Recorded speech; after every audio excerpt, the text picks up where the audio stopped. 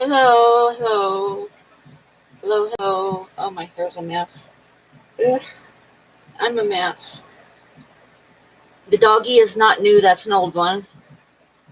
Hi, James. Hi, Chubby Guppy. Hi, Candy. Hi, Mark. Hi, Daryl. Hi, Joseph.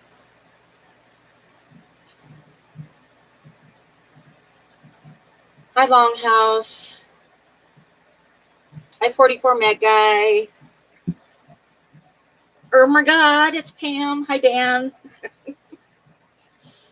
Oh. So, how is everybody tonight? I hope you're doing good. I spent the day shipping stuff.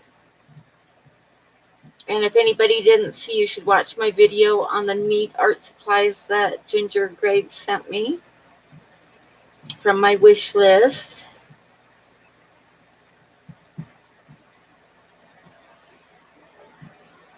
Hi, Patricia. How are you?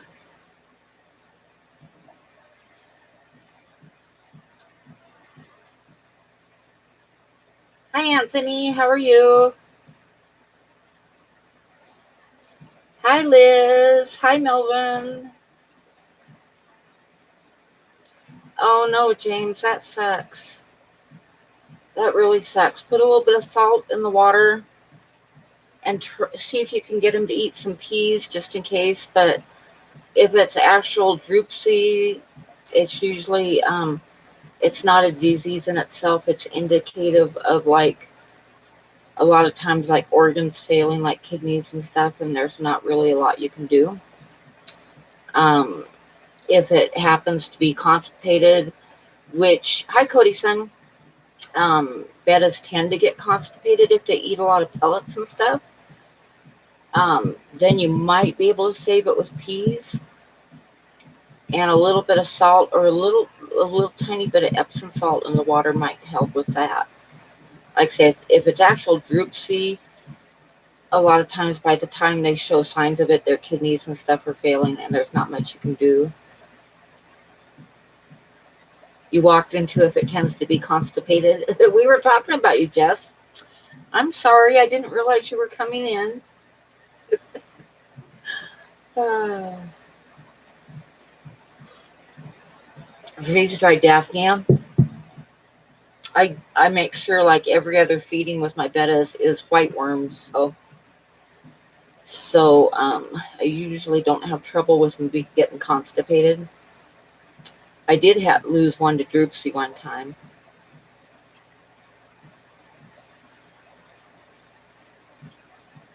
Thank you, Candy. I am never good, Haley. How are you, Miss Pom Pom Queen? Oh my God, it's Haley. Oh, I'm so bad. Hi, Alien World. He's eating some peas, and he did an Epsom salt bath. And yeah, try some of the Daphnia. Yeah, exactly. Yes, that's what I was saying. If it's actual dropsy, by the time it shows up, you usually can't do anything because their organs are shutting down. If it's constipated, you can probably save it. Hi, Bob. How are you?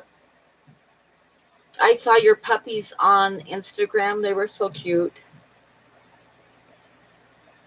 Yeah, it's going to be a while before Haley lives that one down.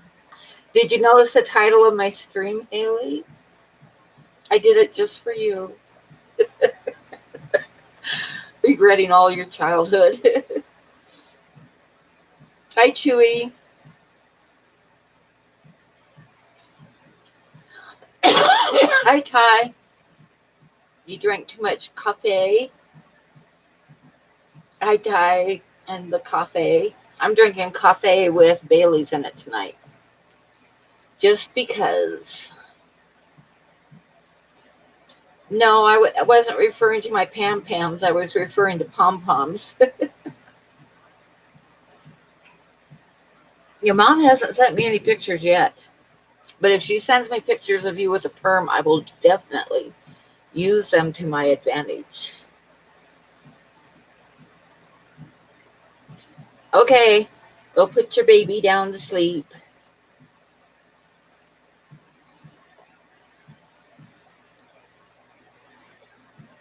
Won't coffee drink? Hi, Alana.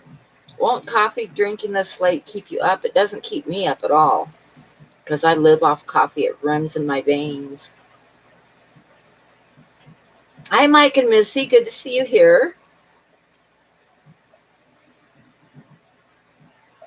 Yeah, she needs to replicate that pose.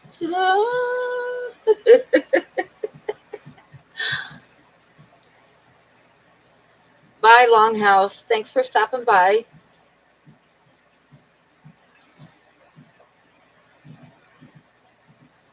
Did you guys see? I actually managed to kind of start my Instagram.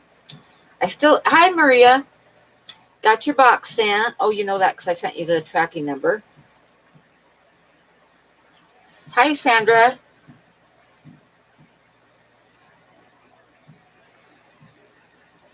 Hi, Shelby Ray. Okay, Haley, stop back by again. Hi, Cichlids 23. Hi, buddy. Hi, buddy. Can you say hi? Here, you can say hi to everybody. Say hi. Say hi. Okay. Okay, go lay down. Go lay down. Hi, Mark. Go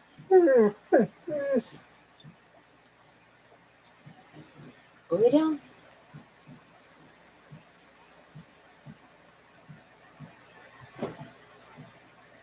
Hi, K-Town.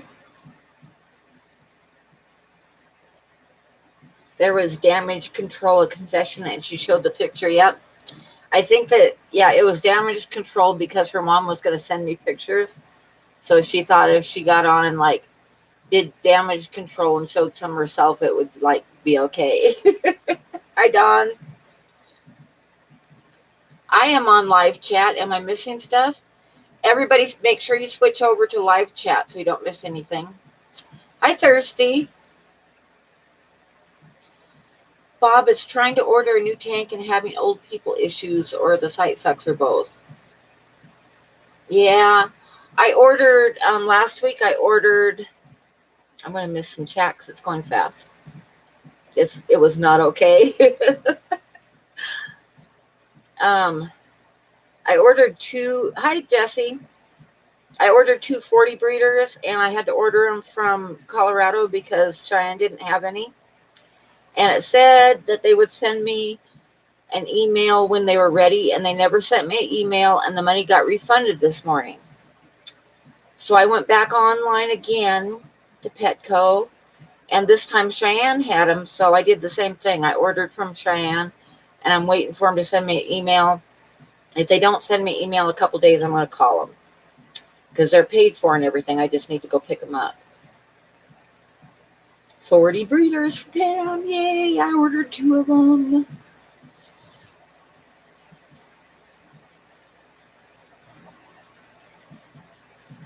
Yeah, the chat's moving fast. I'm afraid I'm missing people. I hope I didn't miss anybody.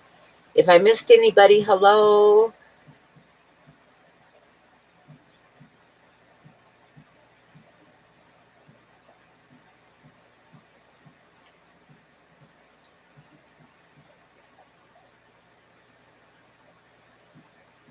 Yeah, I know. I'm hoping that I can get them. Like I say, I'm waiting for them to send me an email that they're ready. Tomorrow I'm going to take my truck in to the mechanic and see if I can get it fixed. I'm kind of scared about the money. I don't know what's going on here. I'm kind of worried, but trying not to worry. Oh, the other stream's done. Okay. Yeah, they're actually, I think I measured mine, Chewy, and they're 44.9 gallons for a 40 breeder.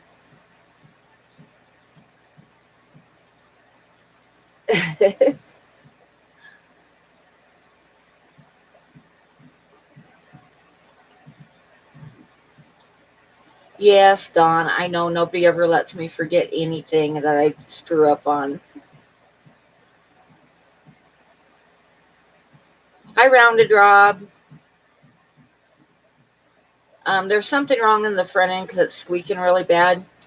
And I know that on the passenger side, it needs, whatchamacallit, I can't think right now. But anyway, the passenger side wheel needs some work, and I'm thinking it might be shocks too. Ball joints. No, not ball joints. The other thing that only four-wheel drives need in the front end. Um, I can't think right now. I know what it is, but I can't think.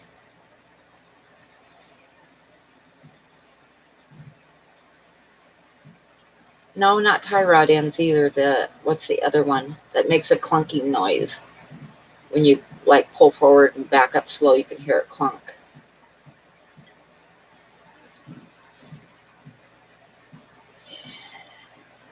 Nope, not the boots. Who knows what it needs, but it's been squeaking.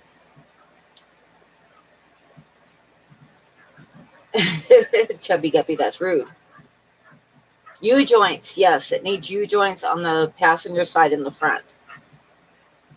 And other than that, I think there's probably a little bit more too, but I just got to take it in and see what he says. But I know it needs the U-joints on the passenger side because I've known that for over a year it's needed them. And I just haven't put it in four-wheel drive. And I just drive and pray.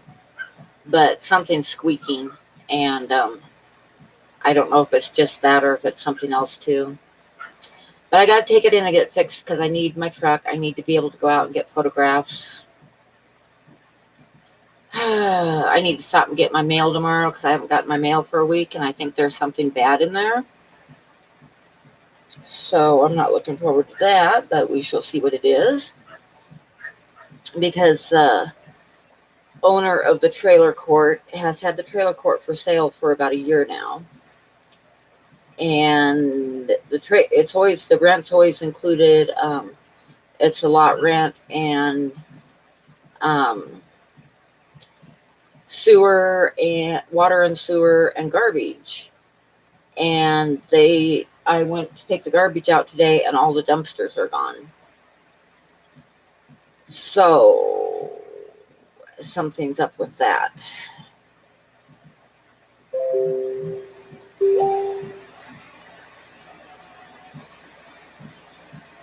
So I shall see when I go pick up my mail tomorrow.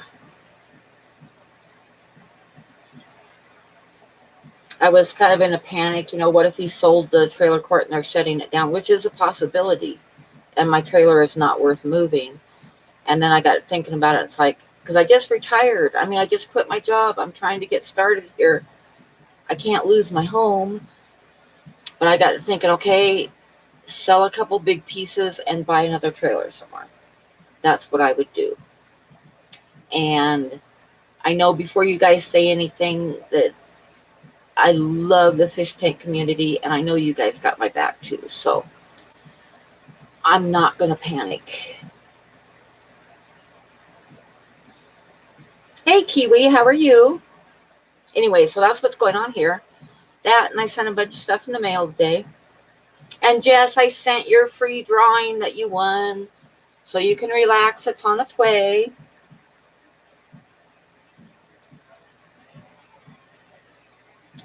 And I sent Maria some fishies and some plants and some blue snails. I did not mark the bag with the blue snails, Maria. So you need to be sure to be careful.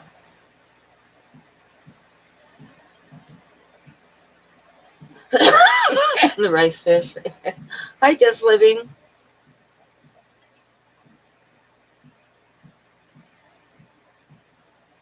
A fish tank mobile tiny home. That would be a great video. Yeah. The main thing is if I did have to start over again, it's goddamn moving everything by myself. It'd just be a pain in the ass. Dibs on the rice fish.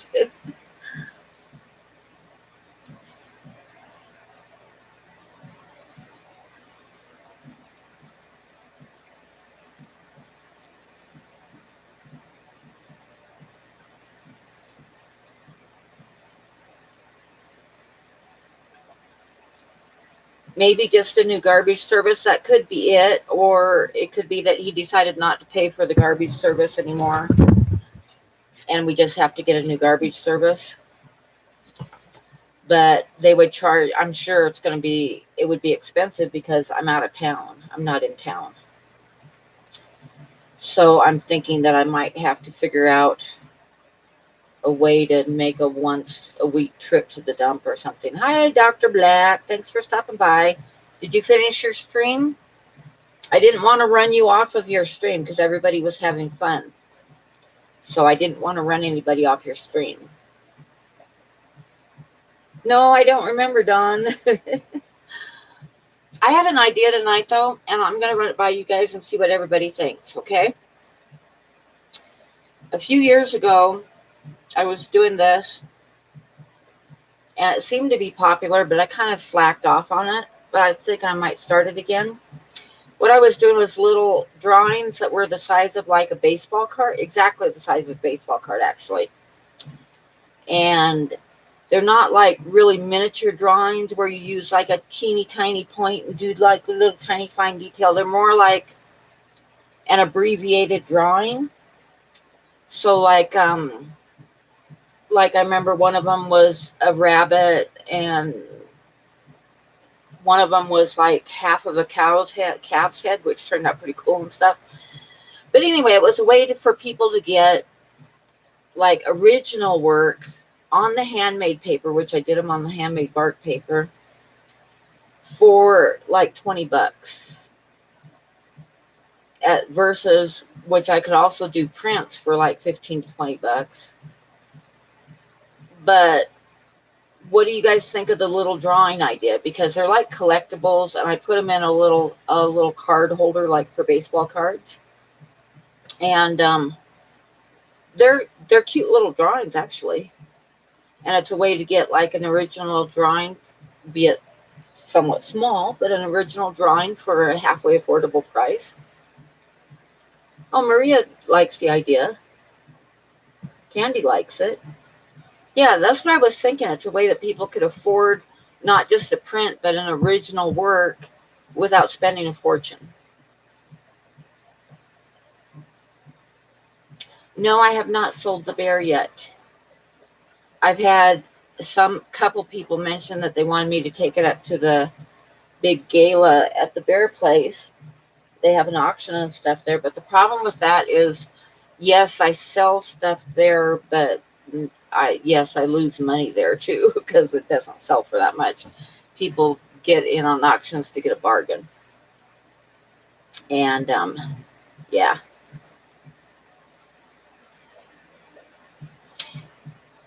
I sent you, I think, 3 little tiny blue ones, Maria.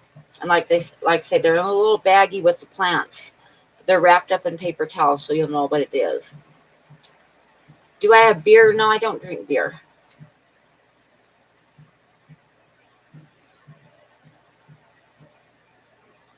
Yeah, exactly, Liz. It's a good way to introduce my art without people having to spend a lot of money. So, and plus they're cheap to sand. They take me average about 2 hours to do. So, and it's a good warm up, like if I did one every other day. I'm thinking that I might go ahead and try it and just see if people want it.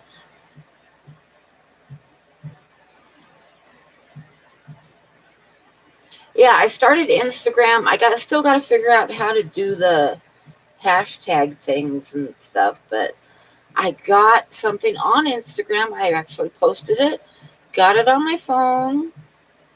There you go. I got it going.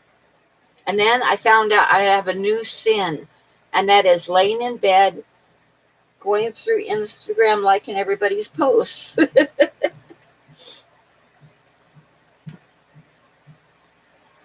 Okay, yeah, everybody seems to like the idea, so I think I'm going to do it. And like I said, I have some that I did a few years ago that they all sold, and some of them turned out really cute. So, like say, it'd be just like part of a buffalo's head, or like a little rabbit, a groundhog, just little drawings, not trying to do super fine detail on the little drawings, just more like a a part of a drawing, but it will stand by itself. So I have one friend that bought a bunch of them, and she's going to put them like in one big frame with a whole bunch of little drawings in it, you know. So yeah, I think I'll try it.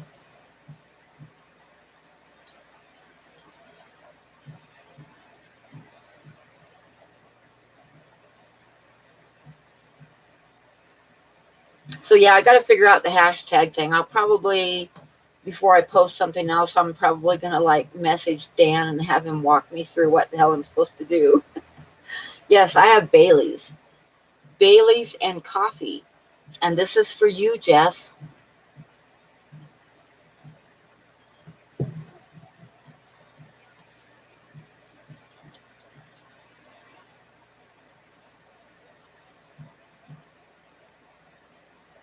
A coin series.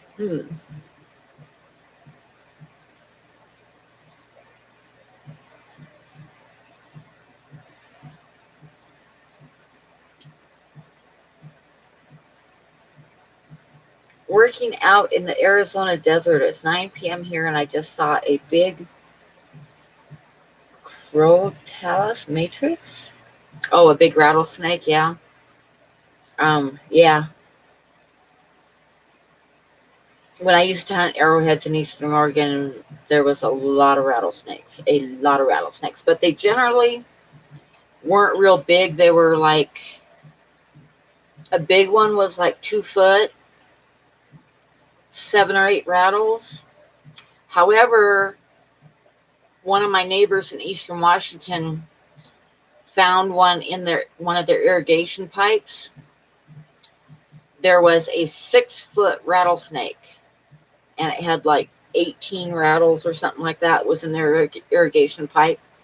And for Oregon and Washington, that's a big one. But when I lived in Texas, the rattlesnakes were huge. Their heads were like that big.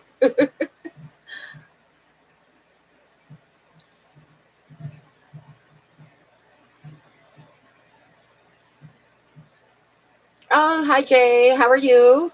Haven't seen you for a while.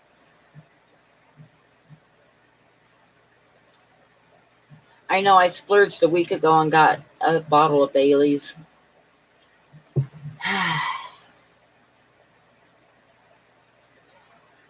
Thank you, Melvin. Anyway, the cards they have a name. They're called AECO cards or something like that. There's a lot of them like on eBay and stuff. And a lot of people collect them. But I didn't really want to do the eBay thing. I was just thinking more of the fish fam and people that might want an original from me without spending a lot of money. So I was kind of thinking about it. You got a bottle of Bailey's beside your bed? Yep, I got one out on my kitchen counter, and that's what's mixed with my coffee.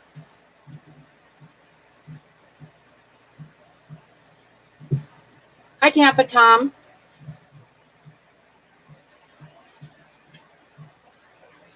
Oh, your pistol fryer still there? Wonderful. How about the mud skippers?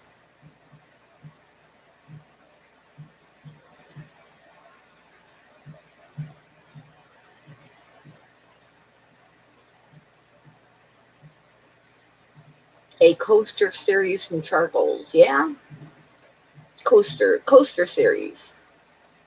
Except I wouldn't want you putting your drinks on my drawings. Oh, I told this earlier today. I think when Mark was live, but I'll tell you guys. Oh no, Jesse. Anyway, one time at an art show, this lady came to my booth, and I had this drawing of a bear. Actually, I should show you what drawing it was because it was one of my nicer drawings, and it's on bark paper. And yeah. And anyway, so she was asking me how much the drawing would be unframed. And I told her that the frame, really, I didn't really charge much for the framing, just what it cost me, which I do a lot of it myself. I don't custom frame stuff. I do it myself. So the framing wasn't a huge part of the cost of the drawing. It was the drawing itself that, she was buying. And I said, even if you want to, because I figured she'd want to reframe it. And, what? I don't want to say something about the photo. I want to see the photo. Doggone it. Anyway, I told her that, the drawing was the main cost. And she was going on and on about how much she loved the bark paper. And I figured that she didn't want the frame because she wanted to frame it herself or have it custom framed to fit her house or whatever, which is fine. And not that unusual or, anything to get upset about. But, and then I started talking to her. Hang on, I'm kind of looking for the drawing while I'm doing this. And she actually didn't plan to reframe it. She loved the drawing and loved the, oh, it's not on here, and loved the framing for it. Oh, never mind. I'm not going to show you the drawing because it looks like I don't have it in my drawings. So, oh well. Anyway, what she planned to do with it was take it out of the frame, spray her wall with glue, and stick the drawing to her wall.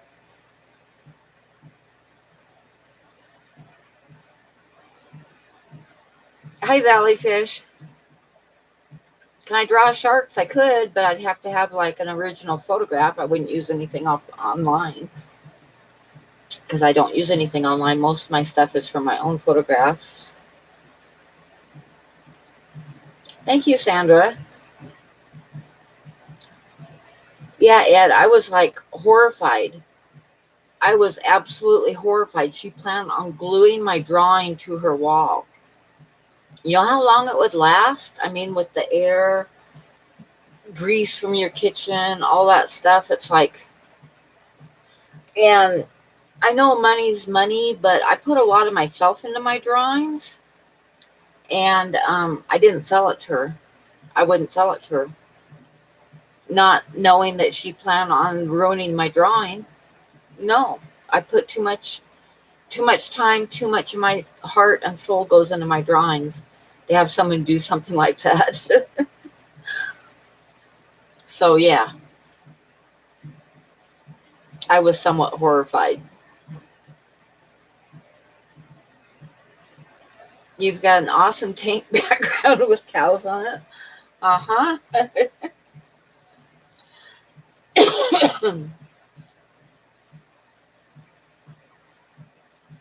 So anyway, yeah, I didn't sell it to her because, like I said, I put too much time into my work and I'm not going to have somebody ruin it.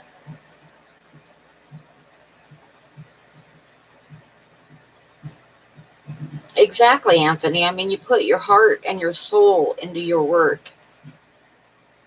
You don't want to see somebody take it out of the frame and fucking glue it to their walls.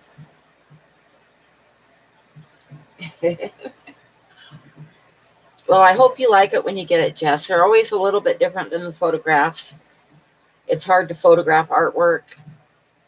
Most generally, the photographs don't really show the detail and stuff in the originals. Or Mod Podge it. Yeah, exactly.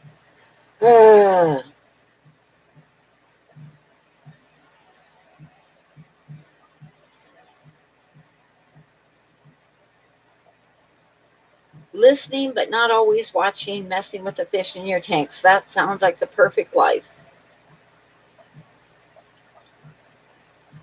Hunger will fix that. I still wouldn't sell it. No. At the time, I was living with my art and a lot of times scraping by. barely scraping by.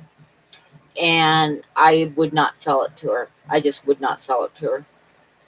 Money isn't everything.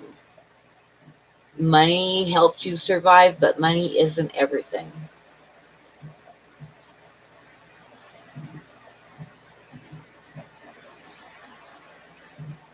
Jess was going to sell you hers, yeah.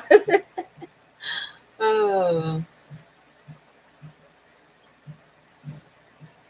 But they'd never be able to get it off the wall, 44 mag guy.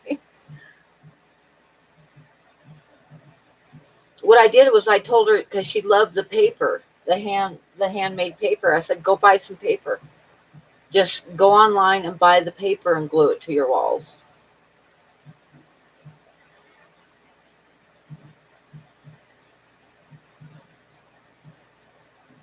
Anyway, yeah, I was somewhat horrified with that whole thing.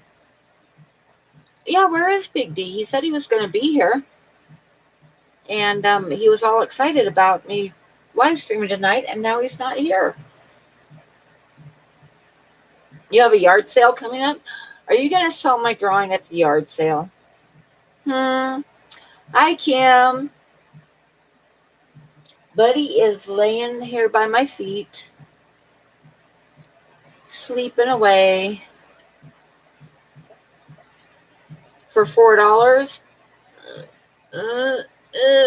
Excuse me while I die. Do you ship fish or plants? I just shipped fish and plants out today, actually. And yes, I do sell fish and plants.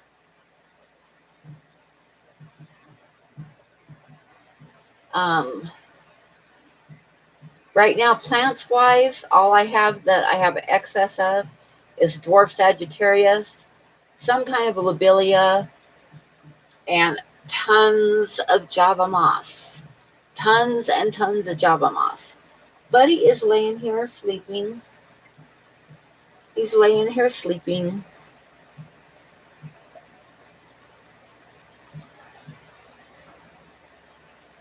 Huh, Buddy? Want to say hi, Buddy? Say hi, Buddy. Say hi, Buddy. Buddy, can you raise your head? Huh? Can you say hi? Hi, Buddy. And kitties. Hi, Mario. And Booty. This is Moody, the black cat. There's Buddy getting up. He's like, well, the cats are getting attention. I need to stand up here and say hi.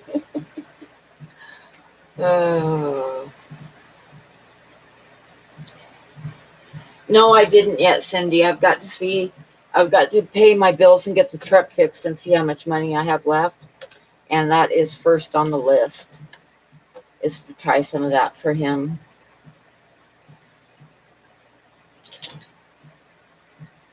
Yeah, the kitty was all for it. And then Buddy was like, wait a minute, the cat's getting attention here.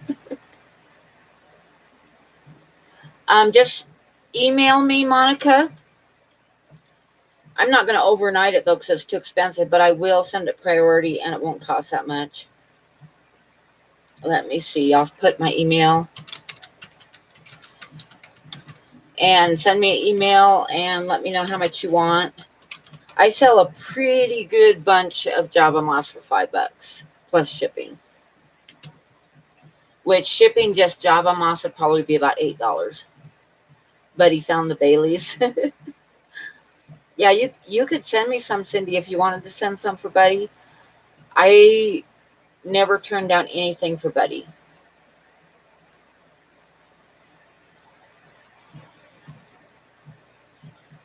Jesse sent Buddy some cookies.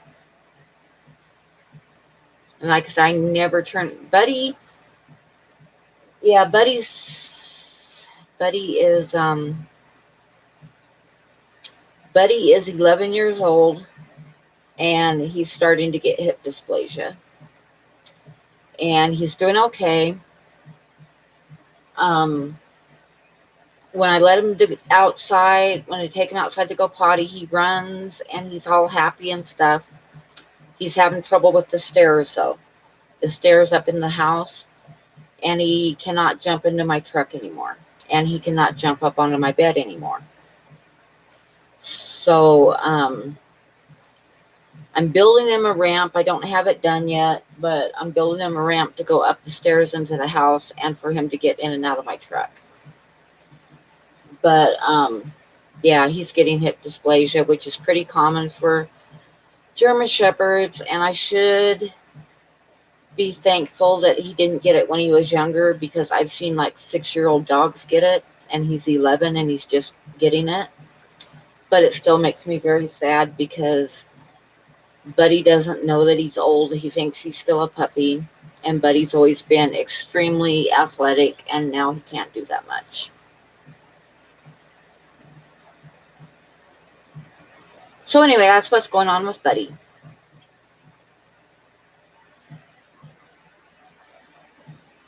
You're going to send him some CBD cookies. I would definitely give them to him. I want to buy him some, but like I said, I have to take care of business first and then see how much money I have left. And that sounds bad because it's Buddy, but I'm not buying groceries or anything for myself either until I get the bills paid and see how much money I have left.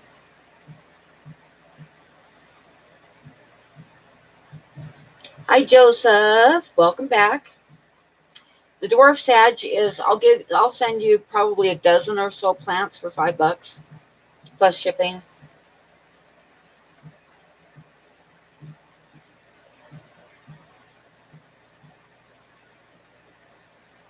Yeah, bad hips are bad for any animal, and German Shepherds are extremely prone to getting hip dysplasia. I mean, it's just like they're extremely prone to getting hip dysplasia. And I've seen a lot younger dogs than Buddy get it. So, and Buddy is 11 years old. So it is not the biggest surprise in the world. It still makes me very sad though.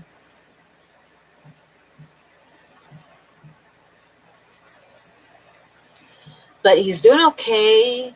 I mean, like, he still runs and plays in the yard and stuff. It's just the steps, and he can't jump up on my bed.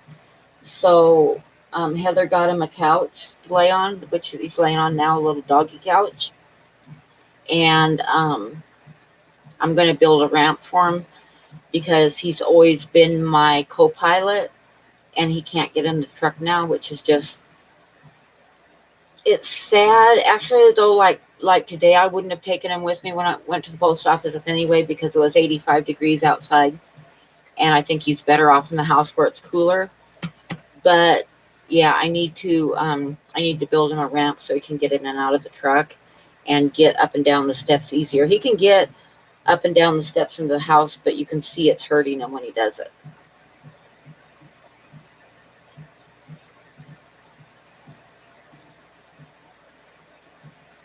Well, yeah, I'll take money through PayPal.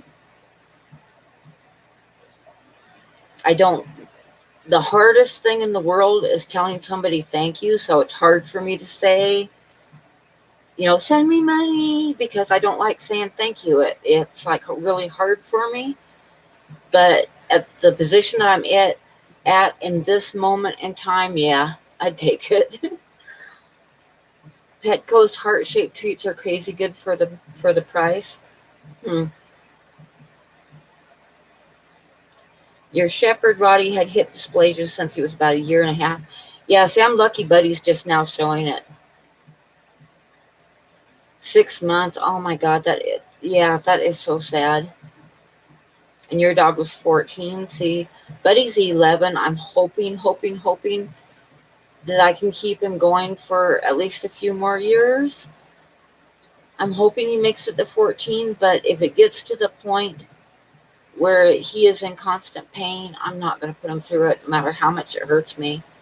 I won't do that to him.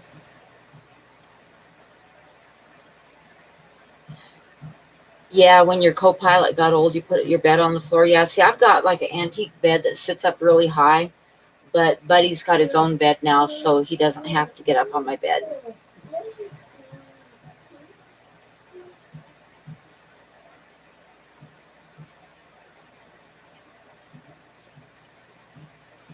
But yeah, Buddy is my heart. and soul. And I think a stray cat just came in to get to the cat dish. Hey, get out of here. Psst, psst.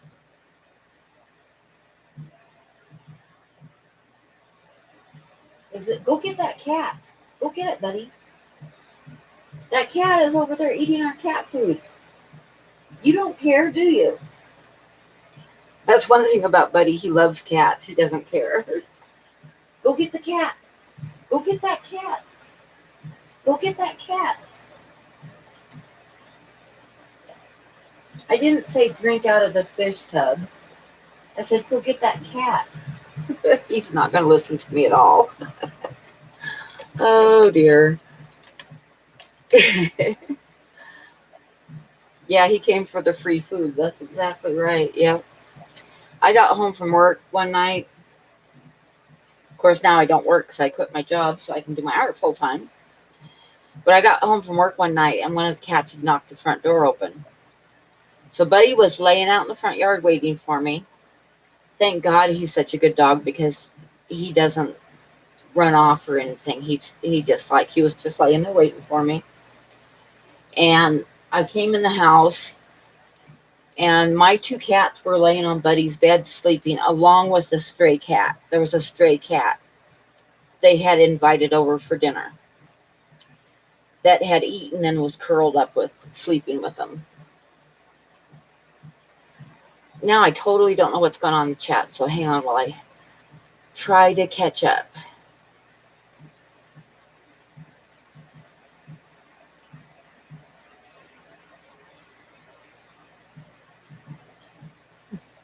Parents had to put her to sleep when she was 14 because she couldn't move. Yeah, if Buddy gets to that point, because, he weighs 94 pounds, I cannot, like I've seen people pick up their little dogs and take them outside and carry them back in the house and stuff, but I'm not going to be able to do that with Buddy because I'm 64 years old and Buddy weighs 94 pounds.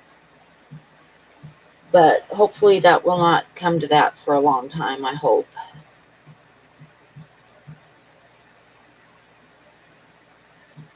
Yeah, the thing is, Buddy totally lets him because Buddy loves the cats. It seems to be both of them, both of his hips, like both of his back legs get kind of stiff. Yeah, exactly, 100 pounds. Yeah, Buddy weighs almost 100 pounds.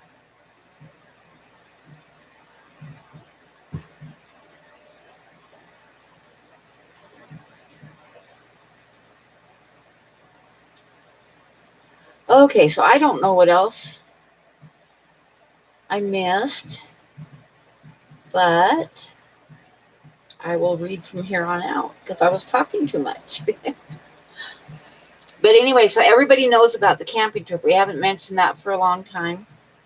Everybody here knows about the camping trip, right? It's going to be September 13th, 14th, and 15th at the KOA in Billings. There is a Facebook page for it. It's not going to be a huge camping trip with a huge amount of people, but there is going to be enough people to where it's going to be a lot of fun. We have some semi-trips, tentative trips planned, but it's a camping trip. You can either go on our little excursions or stay in camp. It's totally up to you. Thank you, Candy. The grizzly bear riding event. Yeah. No, I did not tell Rob from Flip Aquatics. But anyway, it's gonna be a lot of fun. For people that want to fly in, we are going to have some extra cabin spots because 3 people have rented cabins with extra rooms. So if you want to fly in without camping gear and stuff, we can probably figure it all out. So yeah, it's going to be a lot of fun. Saturday, I think the tentative plans are to go up Beartooth Pass, which is absolutely beautiful and amazing. And if we have time, we'll go into Yellowstone on that end of the park. But truthfully, Beartooth Pass is pretty much a day trip, but we might be able to make it into the park. Sunday, tentative plans to go to the grizzly bear encounter, which is a sanctuary for grizzly bears. And it's about a 2-hour trip from Billings. On the way back, I plan on going through Livingston and into Yellowstone. On that end of Yellowstone, and we can soak in the hot springs for a while. And the hot springs there are not developed. It's totally out in nature. It's just some rocks, hot water going into the river, and little rock pools formed. And it's like 90 degrees, and it's about a 1/4 mile walk, but it's really wonderful. It's really wonderful. You like lay back and you can watch the elk and stuff on the other side of the river, and it's really nice. So that's what's kind of planned. So anybody who wants to join us, make sure you join our Facebook page. And Jesse asked a little bit ago how many people were going. I think there's about a dozen people going at this point. And yeah, I'm hoping to make it a yearly thing if there's enough interest in it. And I know like Dan's Fish is kind of planning on coming up for a day. And we got Ty's coming and Dan Slee's coming. And of course, I'm going to be there. Candy lives there, so she'll be there. Jordan is coming, last I heard. And Big D's coming.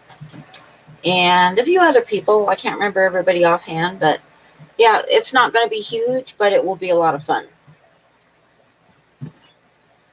And not super, super spendy because it's camping. And like I say, anybody that needs to fly in, we can pick you up at the airport and we can share cabin space and cost with you, which will not be too expensive. I think Ty said in his big cabin, it's $20 extra per night per person. And with my small cabin, I'd just go for whatever anybody wanted to chip in, I'd be fine with. So that's what's going on with that. And K-Town Reefer was going to change his name. I like K-Town Reefer, but maybe it's just because I'm used to it.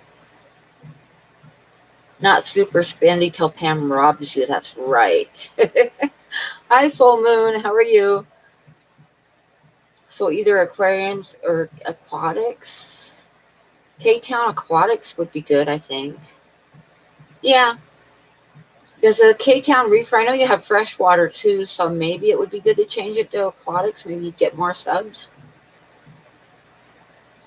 I don't know. Exactly, yeah. So I think aquatics would be good.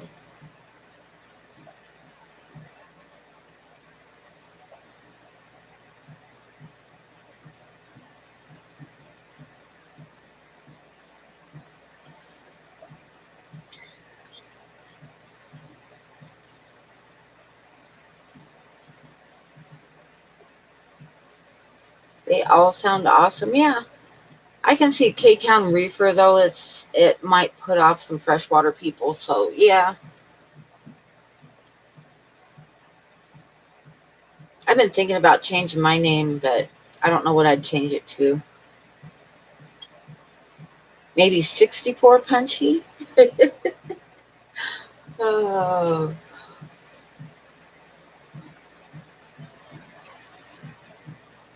Pop-Up Punchy. That's right. Yes, Pop-Up Punchy would be a definite contender.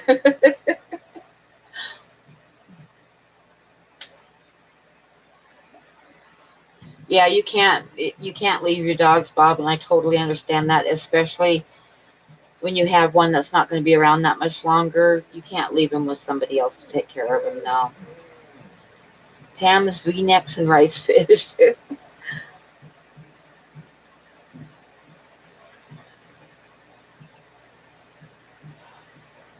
Just update my name every 10 years. Yeah.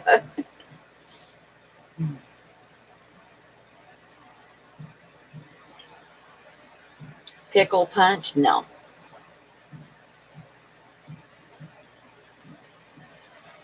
Thank you, Full Moon. K-Town Tom.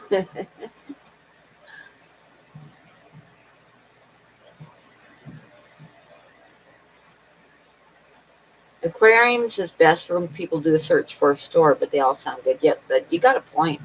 That's one thing about my name is people aren't going to find me by doing a search for aquarium channels because I don't have aquarium in my name anywhere. But then I was pleasantly surprised when I posted the last video of opening up the art supplies that I didn't lose any subscribers. I figured I would end up losing a bunch of subscribers, but I didn't. So that's good.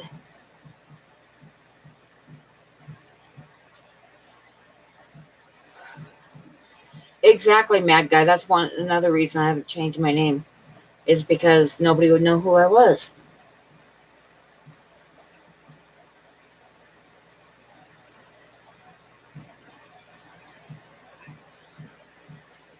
I could do some bettas. I could do some fish on the little baseball cards. That's actually a good point. I could do some fish. Just small little fish drawings. I might try that. That might be good.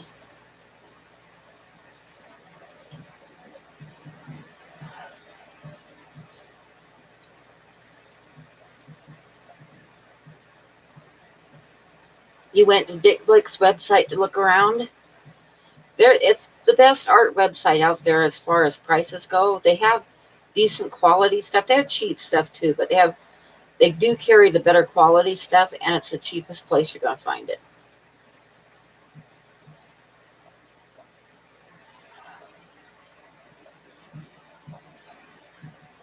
You think people will eventually get used to multiple topics on channels? I hope so, because I'm kind of turning mine into a fish and art channel.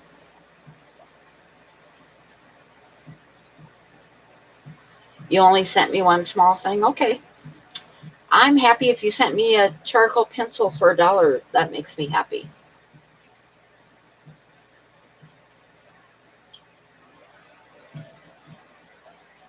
Just make sure, Jesse or Jess, that you let me know when it's going to get here, when it gets shipped, because I won't get anything on the shipping and I won't know when it's coming. So let me know when it's going to arrive so that I know to watch for it.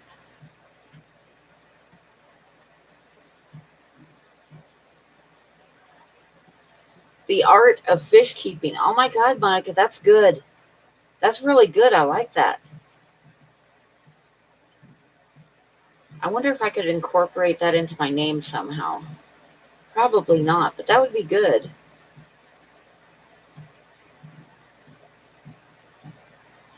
Yeah, send me a message so that I don't miss it, so I know to watch for it.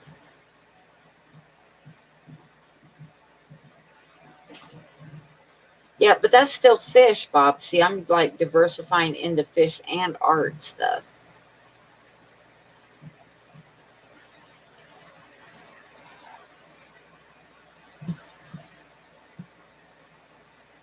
Aquatic artist.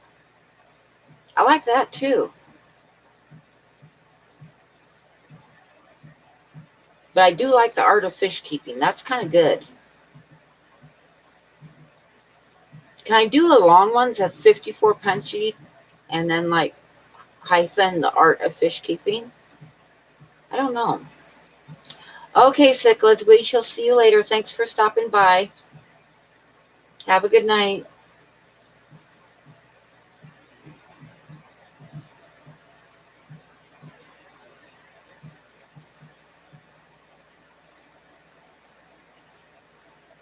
Aqua art, yeah.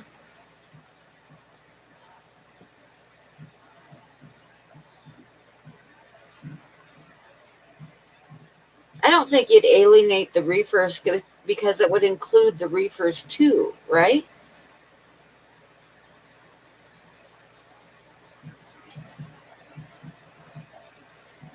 Aquatics and art.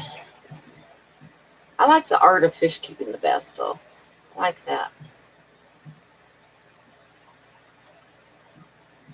9:30 my time. My time, Big D. I was wondering where you were at. Yeah, you're an hour behind, so it started at 8:30 your time.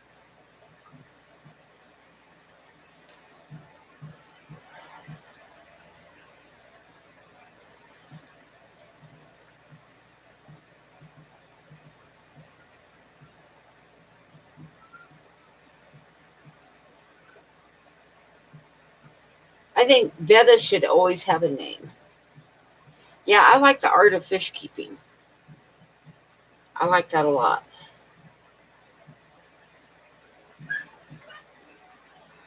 But I do a lot of wildlife art and stuff too, but still I like that.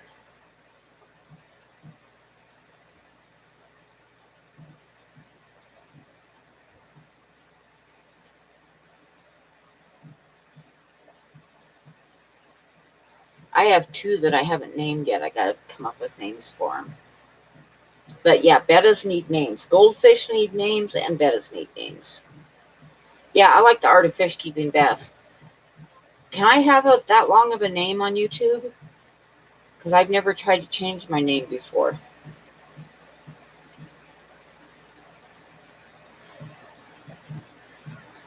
I put the art and be next to fish keeping. Shut up, Jess. You'll get a baseball card drawing, but you're not going to glue it to your wall. Thank you, Don. Yeah, I think I'm going to go ahead and start those. Start some baseball cards every day. Not baseball cards, but baseball-sized drawings.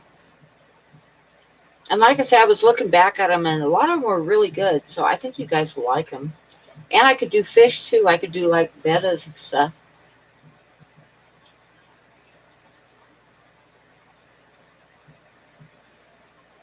Yeah, Kim, that's true. But once they've watched a few videos, they understand that I do fish and art. Yeah, I like that. I'm thinking I might change my name because I like the art of fish keeping. I might incorporate that into there. Oh, that's right. Yeah, he's got a really long name.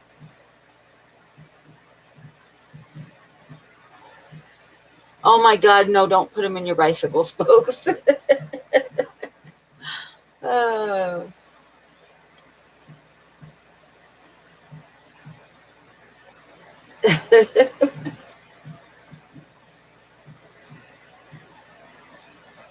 The two males I have right now I haven't named yet. I'm still thinking. I've had Patrick was a betta that I had for many, many years. He died here a little while ago of old age. And a long time ago I had one for a long time that was named Gorilla Snot.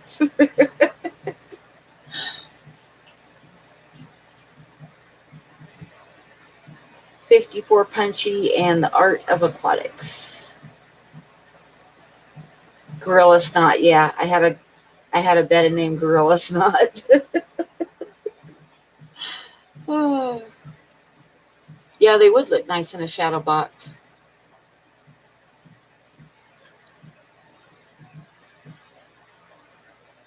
What will the petite drawings be of? Well, when I did it before, I did all kinds of stuff. I had like a close up of a buffalo's eye, and I had some bunnies and a cat, like a Siamese cat, and a groundhog, and I had like uh, half of a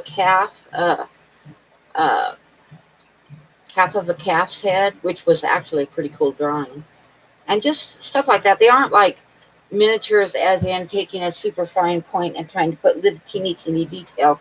They're more like a section of a drawing, but able to stand on their own.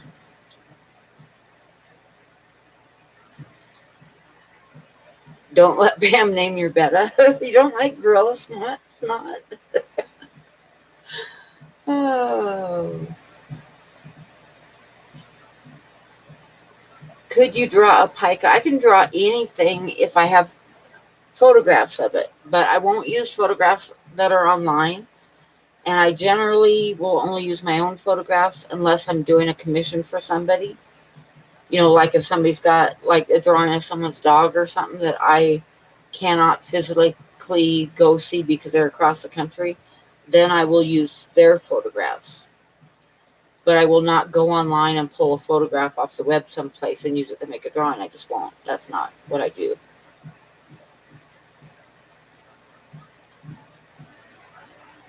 You have a betta you named Rainbow?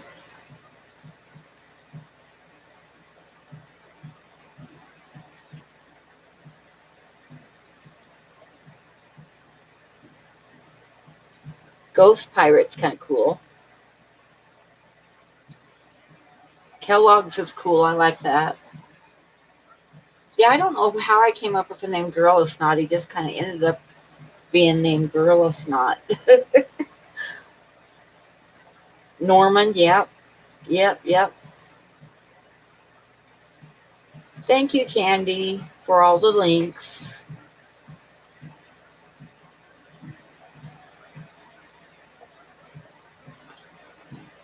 Oh my God, John's here. Hi, Sharpies. You have a beta named Norman.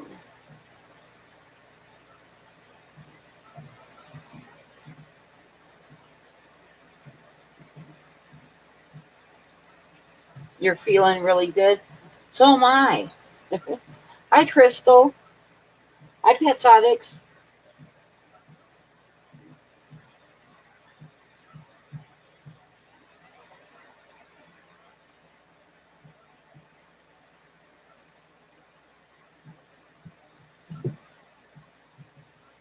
Did I say hi to Shelby Ray? I think I did.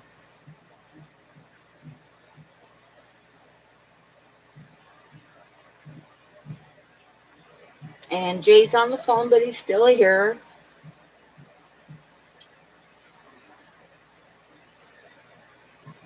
I just kind of like, say, I have two that I haven't named yet. I'm just kind of waiting to see what name hits me for them. One of them's in that tank there. You can kind of see him swimming around. Fine finger. There we go. He's right there.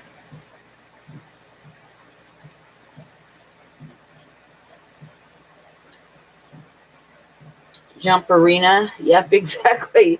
You got to kind of wait and they'll name themselves.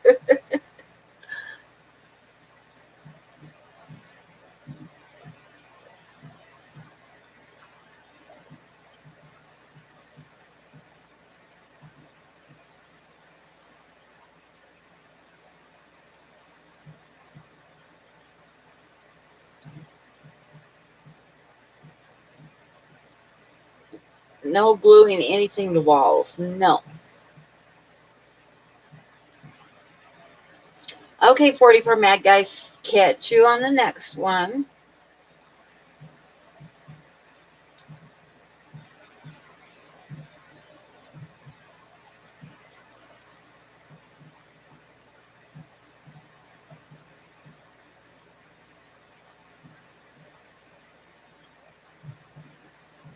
Guys. Jess just had an idea. I can see it coming. Yep, she's got some news.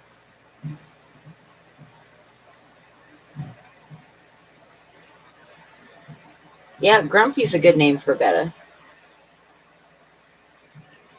All right, Bob, I'll have to look at it after the stream. I would love to start a saltwater tank, but I just really can't afford it. It's a thing. Okay, tell us this thing. Oh no, Monica.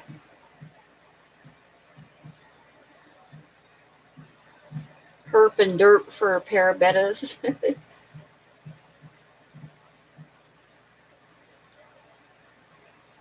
When I get my new 40 breeder set up, I'll do a tank tour. Now you don't even know if you want to tell us, well, why did you get us all excited about hearing the news and you've been saving it for the stream and now you aren't going to tell us?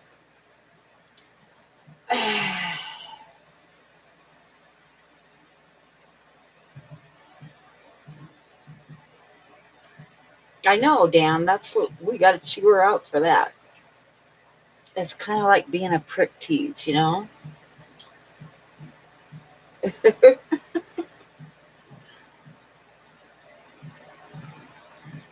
Oh, Pineapple's a cool name. Yeah, I had one of my bettas jump the other day and I don't know where it jumped to. I couldn't find it.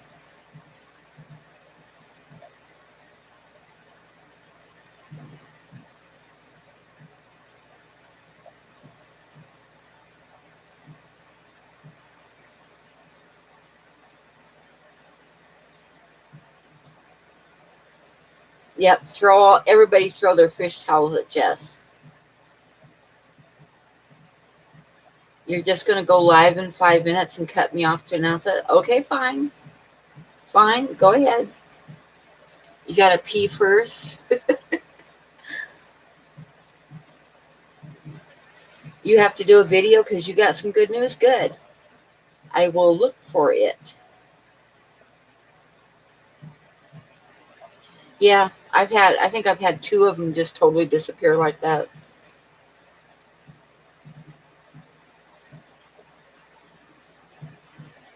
Oh, Pretty Boy Floyd is a great name. I like that one a lot.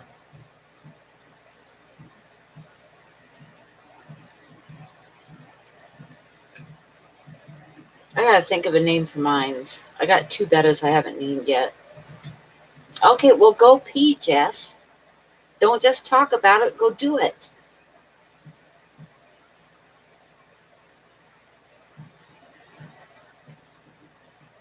Yep, go pee already.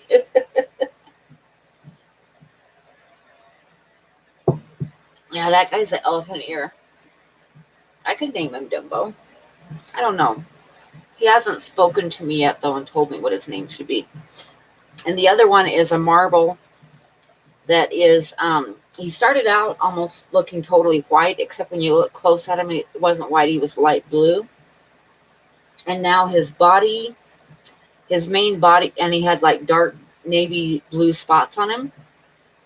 And now his body's turning mostly navy blue, and his fins are white, and he's still got like a few little navy spots on him. I haven't decided a name for him yet either.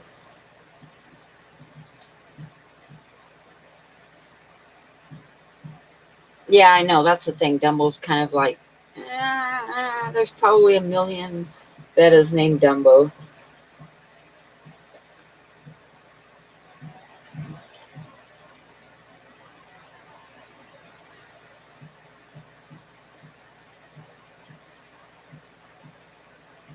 That's a good name for a betta. Pretty Boy Floyd.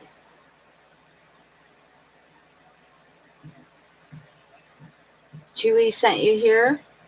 Well, that was good. Call him Butt Dork. Did you go pee yet, Granny? Jess, did you go pee? Go pee, because we want to hear what you have to say.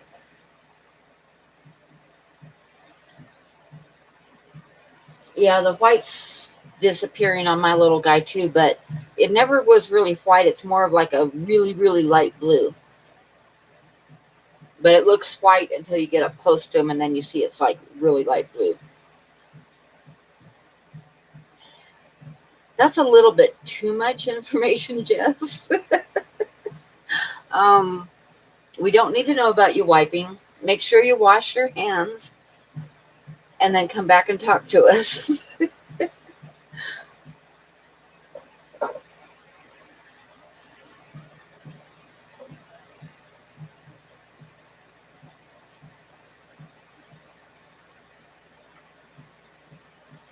Yes, but I was expecting a yes or a no, not I'm wiping right now.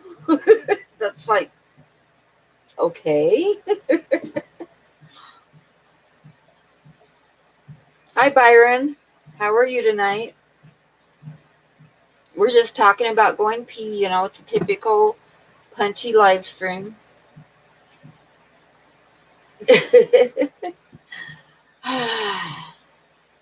Well, like I say, Jess, that was all that was required was a yes or a no. Oh my God, can you imagine if Jess and Kevin went on a live stream together? Oh, the havoc.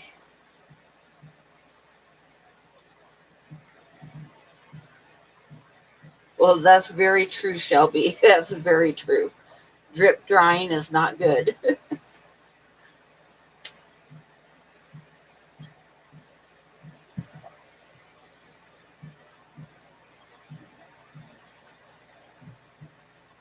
A Jack Dempsey, Jay, they're pretty.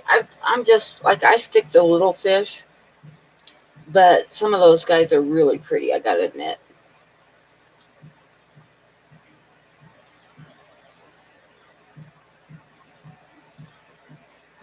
You were not sure, and Haley said nobody would like them. Would like what?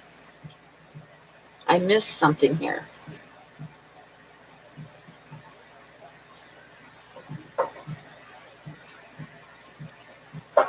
Huh.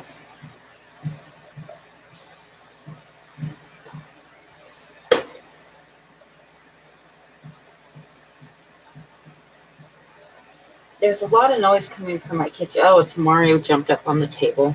Get down from there, Mario. Get down. Like he's going to listen to me because he's a cat. And he's just sitting on the table looking at me, thinking, fuck you.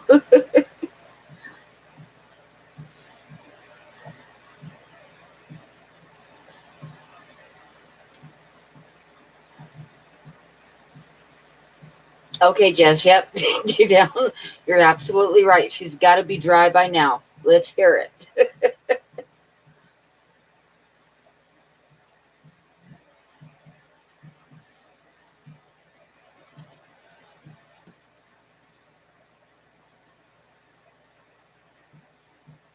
Not sure where to put your peacock gudgeon, the big community tank or the patty farm. I don't know because I love them, but I've never had a peacock gudgeon.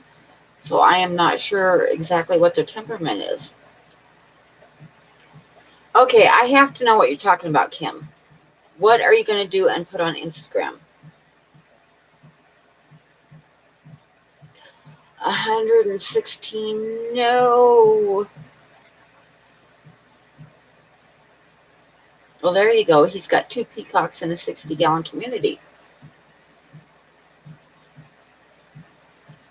Big special news is, yes, Jess.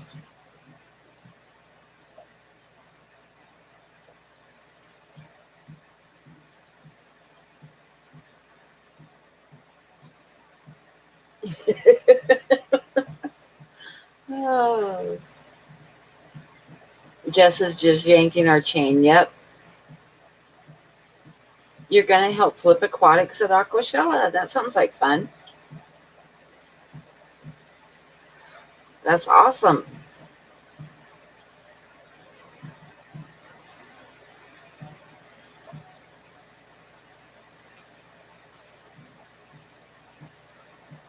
That should be a lot of fun.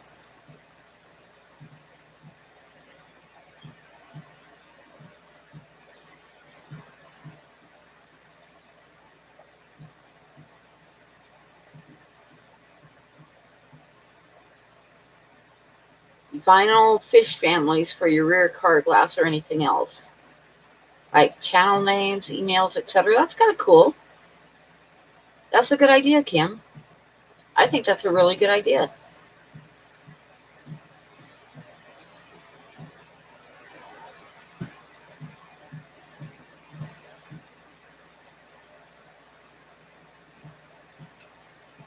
Yep, you'll get to see everybody.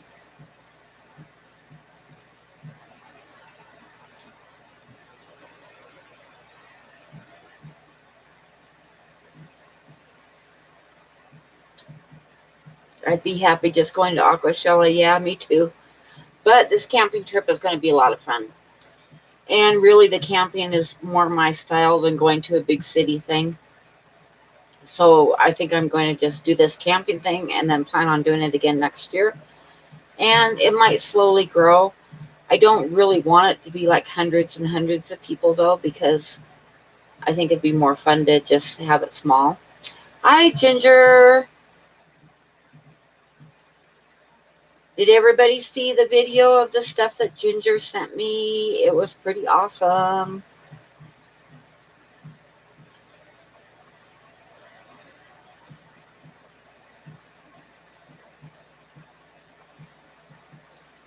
When it gets that big, we secretly move it.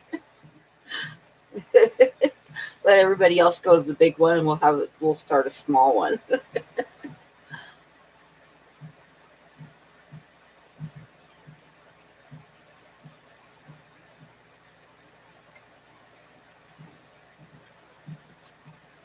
But there's quite a few people that are saying that if I do one next year, they'll come. So I'm kind of thinking we'll do it every year.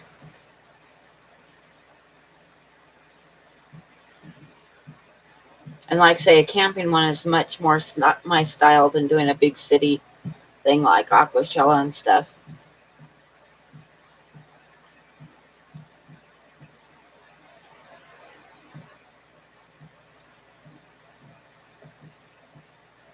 He talked about it, but they never actually did it, which is kind of what started the little seed growing in my head. And I decided, hell with it. I'm just going to do it. Well, good, Crystal. You are welcome to come. It is September 13th, 14th, and 15th at the Billings KOA. If you fly in, we will pick you up at the airport, and we can have, we'll find room in one of the cabins for you, so you don't have to worry about bringing camping stuff. And just join the Facebook group, and as it gets close, we'll figure out who's staying where and all that stuff. Oh, next year, okay. Well, I do plan on doing one next year too. But yeah, there's a Facebook group for this year's. We'll probably just leave the Facebook group up after it's over with, like post a bunch of pictures of camping in it, and then like figure out the times for next year so that everybody has a whole year's notice to decide whether they can come or not. Exactly, Shelby Ray, yeah. Because if you're like clear across the country, it's a lot easier to plan for next year than this year. Yep, Cody's son, that's kind of what I'm thinking, is that we'll just kind of get it started this year and we'll do it again next year.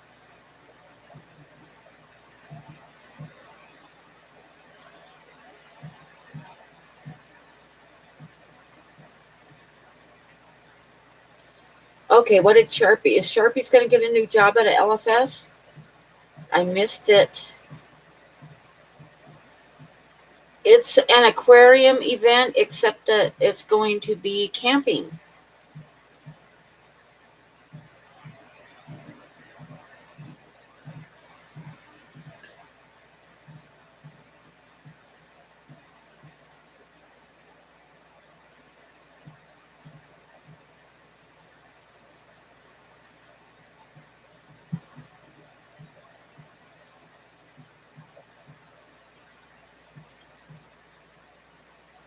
Welcome back, Chewy. Yeah, I think after this one's over, we'll figure out next year's dates, Kim. So, like by the end of September, we should kind of be laying plans for next year.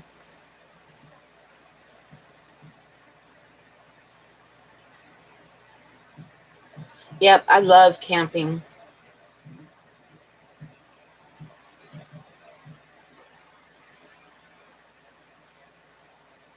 I wish you could, Ed, too. Maybe next year you can. Oh, yeah, we're definitely going to make videos, and I'm going to try to do a live stream while we're camping, and there will definitely be videos posted, no doubt.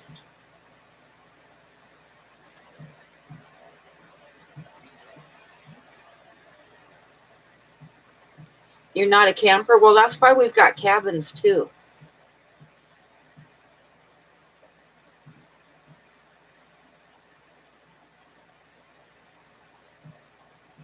You'll get a staff discount and have somewhere to unload excess homebred fishies. Exactly, Sharpies.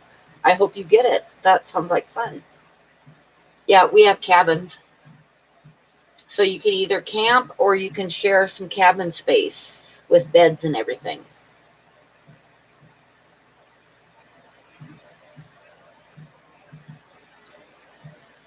Are the female jacks less aggressive than the males?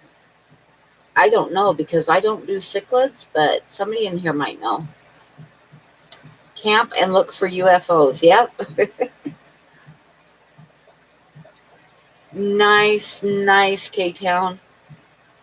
I love camping. I used to go camping all the time. Now I don't really like to sleep on the ground, but the cabins to me are like a midway point. It's not the same as going out camping in the middle of nowhere, but it's better than going to a big city as far as my feelings go. Hi, Dr. S. How are you?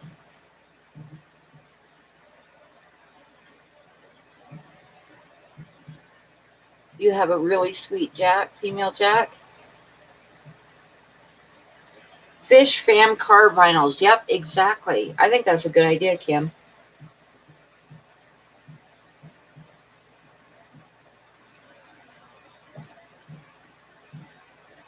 Yeah, exactly, Sharpies. That's the way my body is. Too many broken bits.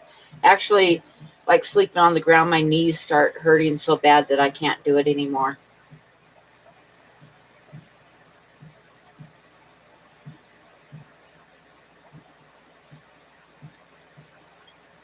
Glamping, yep.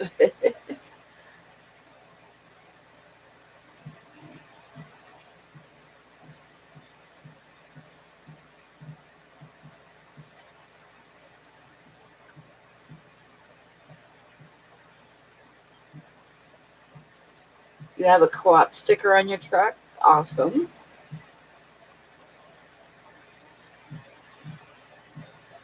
Which this one here with the betta in it. I'll show you the betta. He's kind of back. The glass is dirty. He's kind of back in the corner right now, though. That's not working very well, is it? I'm not very good at this. Let me see. He's kind of back there. He's back by the heater.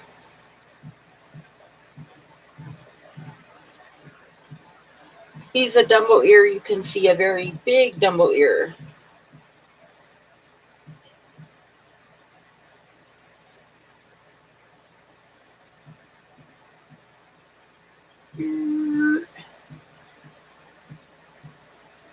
But I'm going to put you guys on the rice fish. Because it's that time of night. It's rice fish time.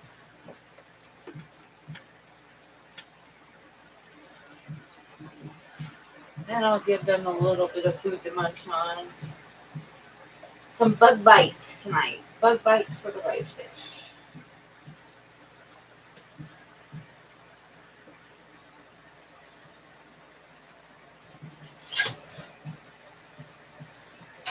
I gotta trim the grass in their tank again because it's getting tall again.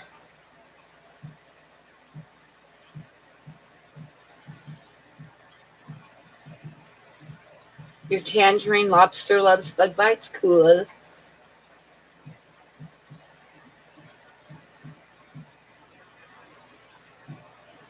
Buddy is doing okay. He's doing okay. He does okay except for jumping and climbing the stairs. So like he can't jump in my truck anymore. And he has a little bit of trouble going up and down the steps to get in and out of the house. So it's ramp time for him.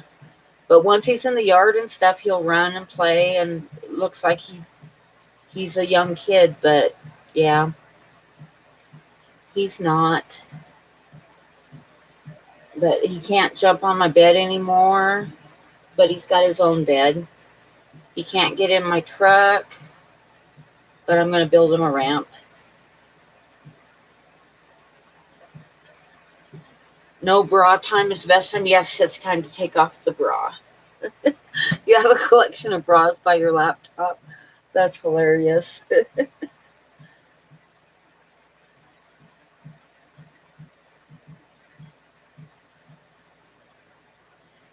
Hello, Angel. How are you tonight?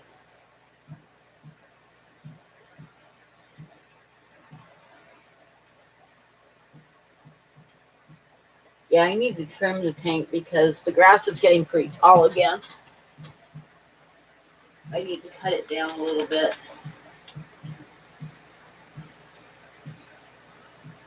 Believe it or not, it's full of rice fish, but they duck down into the grass and you can't see them.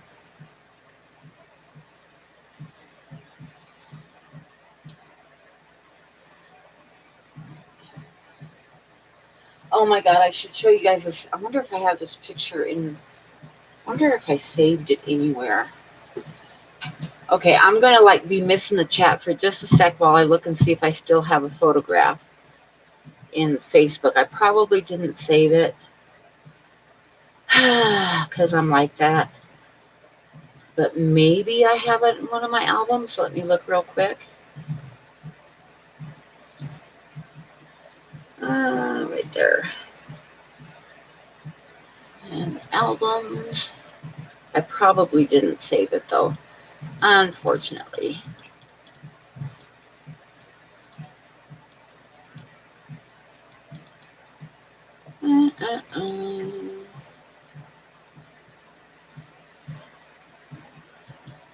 Family, I don't think it would be in there. Might be. Let me look real quick.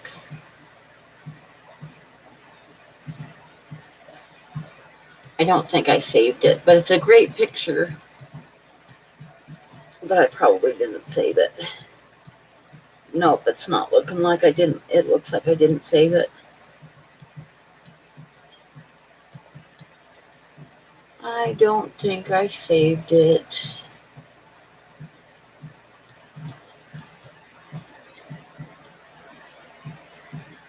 Check one more album here.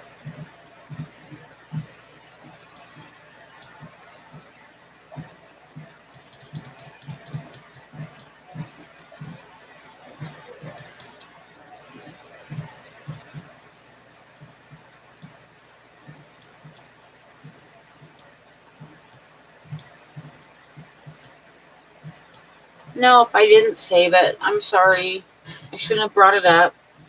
But it's a picture of this place that I rented for a brief amount of time. Had like a deer's head on the wall with antlers. And we called him Fred. But I took a picture of Fred with like totally his antlers had bras hanging all over him. It was pretty funny, but I didn't save it. Good night, Anthony. Okay, now I got to catch up on the live stream because I wasted time.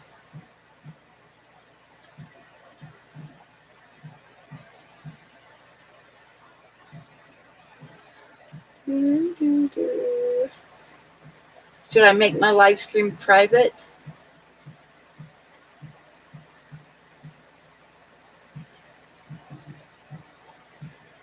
Yeah, Jess is going to be working for Flip Aquatics. That was her news, and that's kind of exciting. She's going to help Flip out at AE.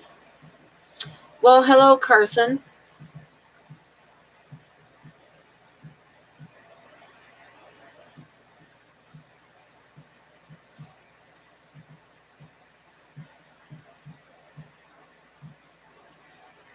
The rice fish disappear. You know what I figured out the other day?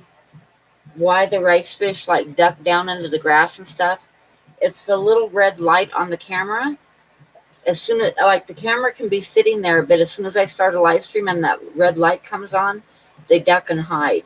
So there's something about the little red light glowing on the camera scares them.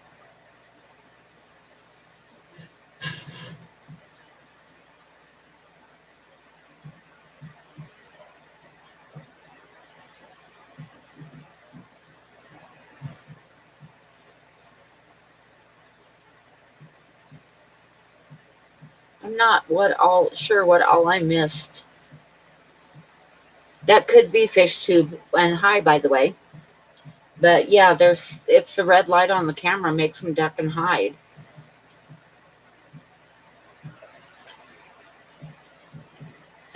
John, yeah, right. But yeah, they might think it's like a glowing eye or something, but it definitely, like, I can have the camera off and sitting there, and they're all over that side of the tank wanting me to feed them. But as soon as the camera comes on, they duck down into the grass, and I think it's a red light. You picked up hummingbird tetras? Oh, I gotta look those up. Hang on. I gotta see what those are. They sound neat. Hummingbird tetras.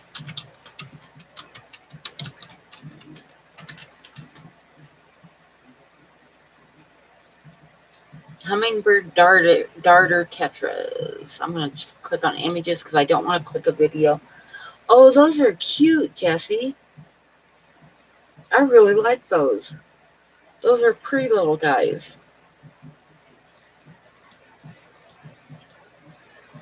I wish I could get some new fish, but that is not in the cards at this moment in time when I'm just trying to survive until I get my art going. Hi, Merritt. How are you?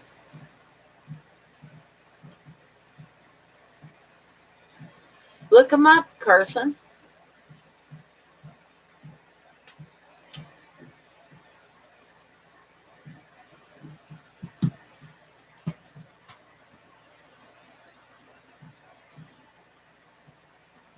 One site has them as a clear tetra and one has them as a darter tetra.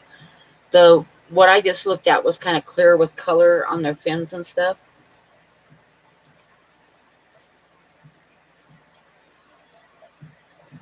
Good night, Alana or Alhana.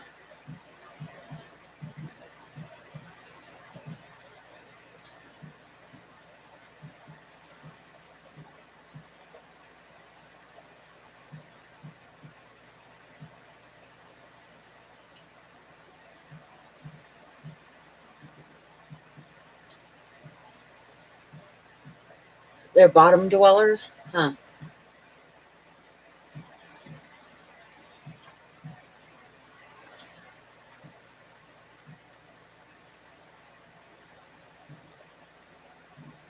Yeah, tell Amanda about it, Jess. That would be good.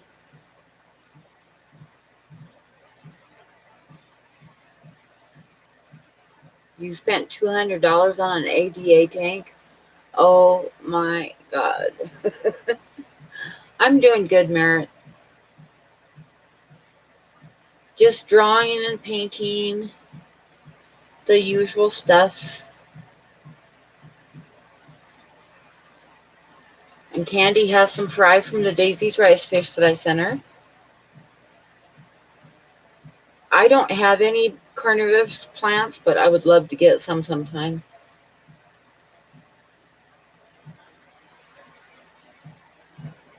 Shoot, anti-puffers. You're finally getting a 40 breeder tomorrow. I'm getting 2 as soon as I get into town.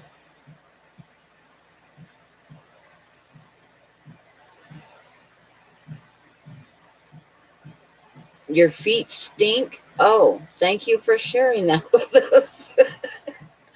Jess.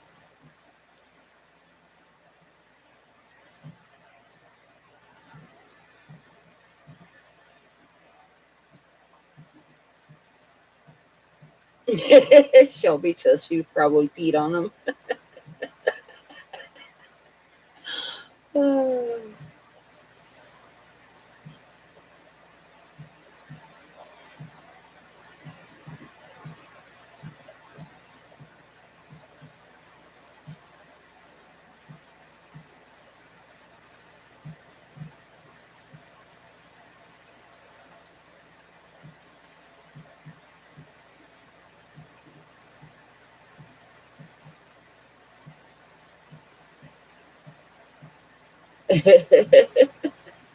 Exactly, Dan. I saw that too.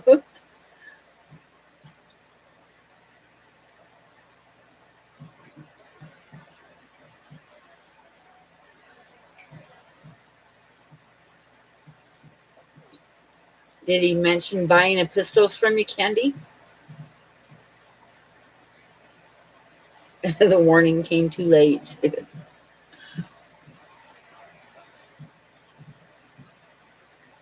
He already hit you up about it. See, there you go. Oh.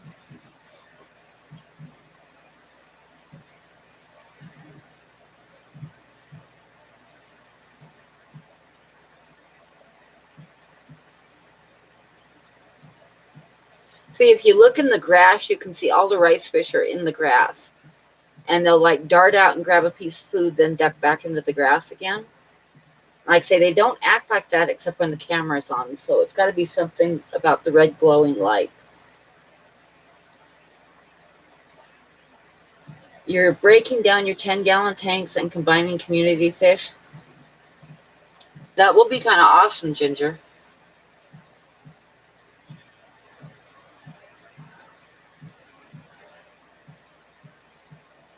Yeah, see how they'll like dart out and grab a piece of food, then dart back into the grass again.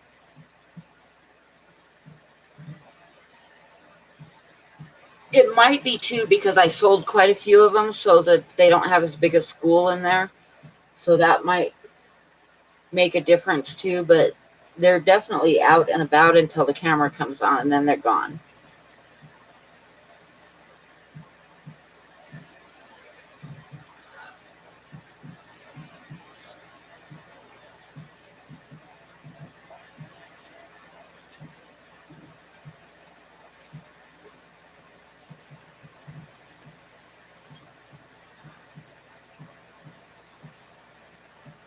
But the shrimp don't care. They just go about their business. Okay, Bob. Yep. You and Ginger are the first two on the list, so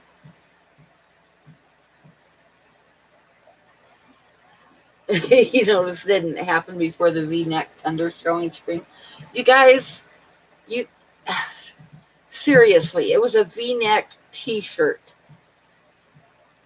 I didn't even show any cleavage. I don't know what the heck you guys are talking about.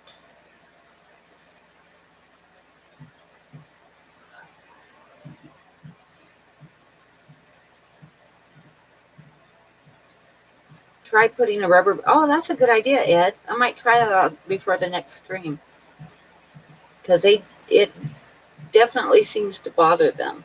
I think it's a combination of the school being smaller and the red light is making them nervous.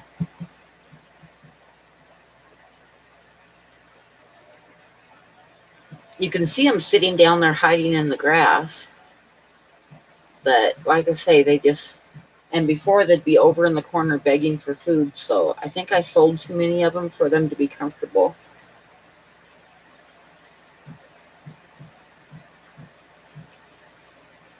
But I've got two batches of babies going right now. Some that are close to halfway there that'll be ready probably before too long. And then I've got another batch of little tiny fry.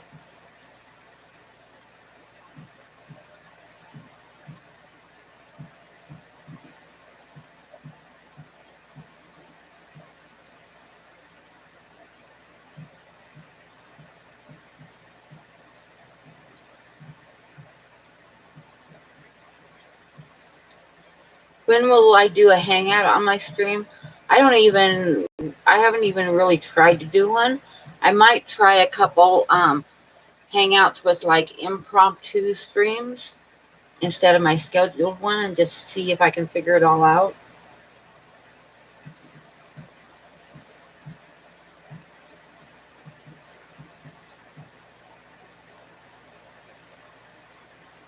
Yeah, hangouts done in a week, but there's a stream labs that I could try out.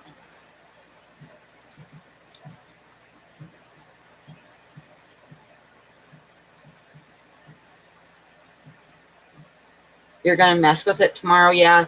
One night, probably one of the nights when like I'm super bored because nobody's streaming, I'll probably do like an impromptu stream with the stream labs and see what happens.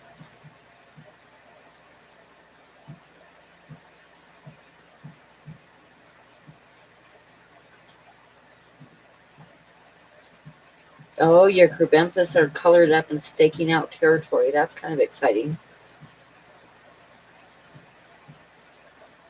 I'll wait till you stream, Jess, and then I'll jump in and do a stream, okay?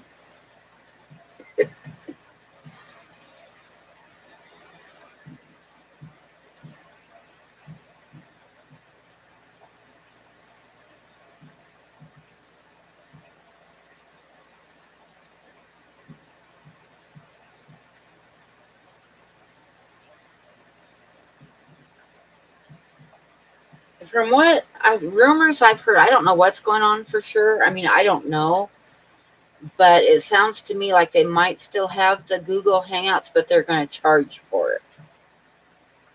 You're going to have to pay for it.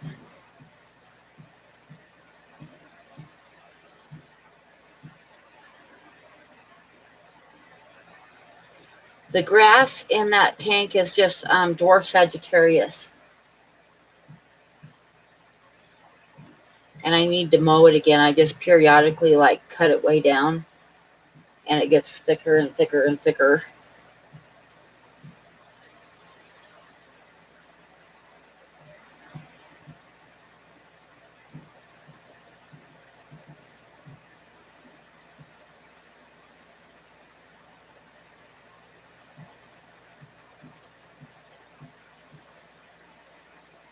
I need to get with Sharpies when he has time and we can figure out a good time for it, because I definitely do want to do the paranormal stream with Sharpies.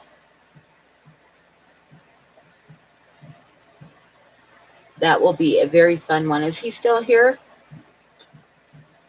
John, if you're still here, send me an email so we can set up a time for that. I'm good anytime now since I'm not working full time. Oh, there he is. Okay. I'll send you an email and we'll figure out a time when you have, because mostly it's going to be when you have time now, because I can do it anytime. We just have to figure out a time that's good for both you and the US people.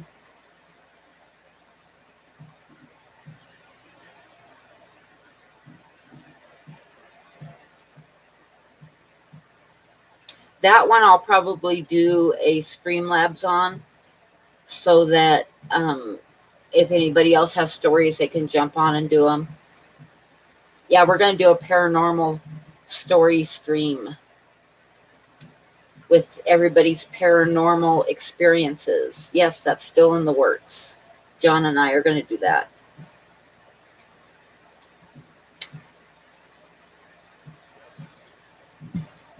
We just have to figure out a time, because over here would be best to do that one at night.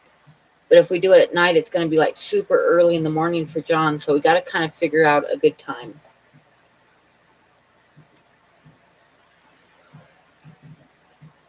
Yep, there you go, alien. John and I both have some really good, I wouldn't call them good experiences, but both of us have experiences with the paranormal. And then I'll probably do a Streamlab so that after we're done, other people can get up and talk too. Yeah, that would be good to get John some more American viewers, and that would probably do it. I bet we can get him some subs doing that too. Ghosty ghosts. Yep, poltergeist, I have experience with too. Shadow figures, yes. Apparitions, yes. The demonic presence, one experience with that. But John has a lot more experiences than I do, so it's going to be a fun stream.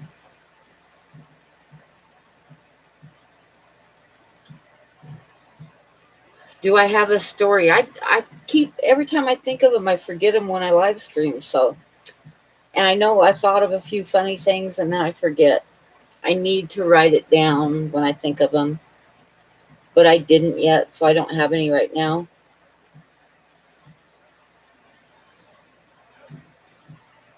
Or tell Candy, yeah, I either need to write it down or send Candy a message when I think of them, but I don't want to bug Candy. Yep, John has a lot of ghost stories. I'm really looking forward to that.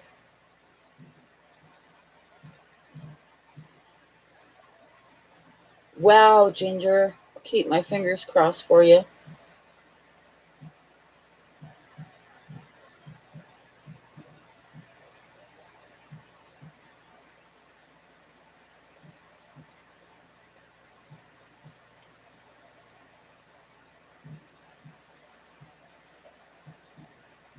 There's supposedly ghost kids on a train track in San Antonio that pushed the train off the track.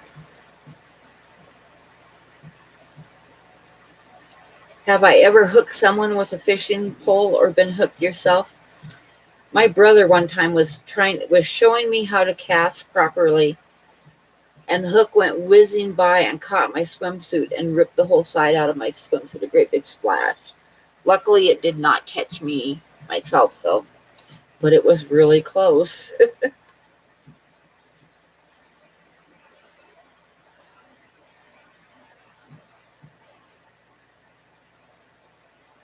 Oh, Ginger, that just sucks.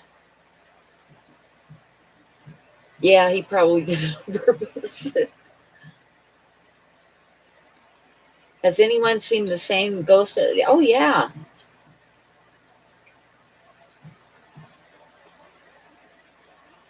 absolutely.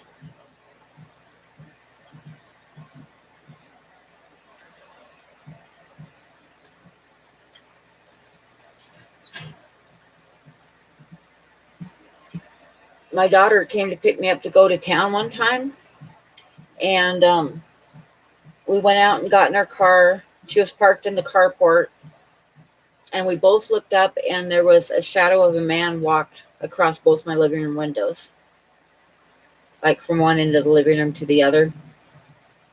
And we looked at each other, and Courtney said, "Are you ready to go?" And I said, "Yep, I'm ready." And we were heading to Billings, and we got about halfway to Billings, and she looked at me. She says, "You did see that, right?" And I said, "Yeah, I saw it." And she's like, "Okay." And that's all we ever said about it. But yeah, we definitely both saw it. Yeah, we're going to do a paranormal stream. And we need to set it. Let's try for next week sometime, Sharpies. We'll decide. I'll get a hold of you, or you get a hold of me. I think like Saturday might be good. But like I say, mostly because Sharpies is in England, we got to figure out a time when we can both do it.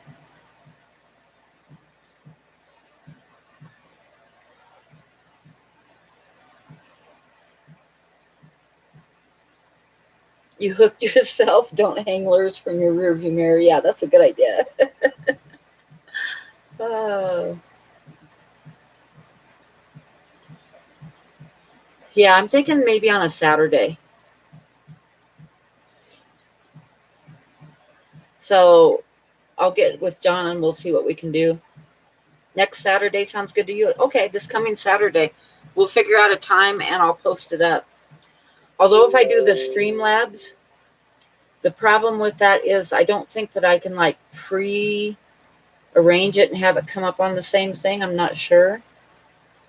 But I'll post it up and then we can always switch to Streamlabs from there.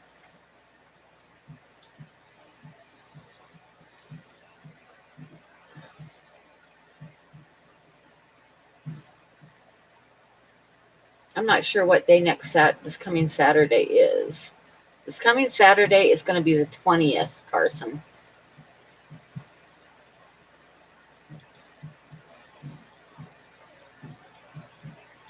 You don't have to have Streamlabs. All I need to do is open it up and invite you. It's really simple. So that's not a problem at all, John.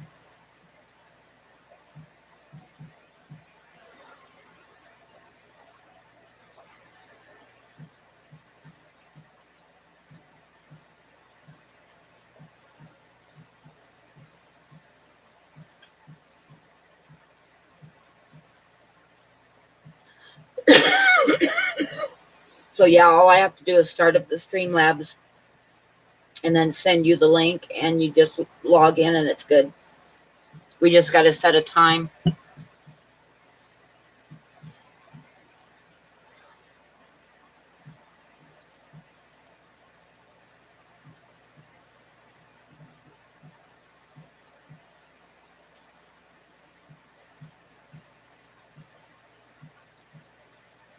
So what I think I'll do is I'll set it up and then I'll start it up on Streamlabs and post the link into my post.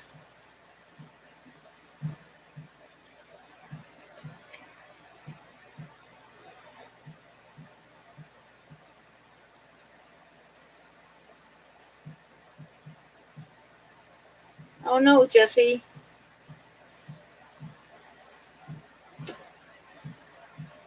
Yeah, and I'm not sure yet what time it's going to be. I'll set it up with John and then we'll post it.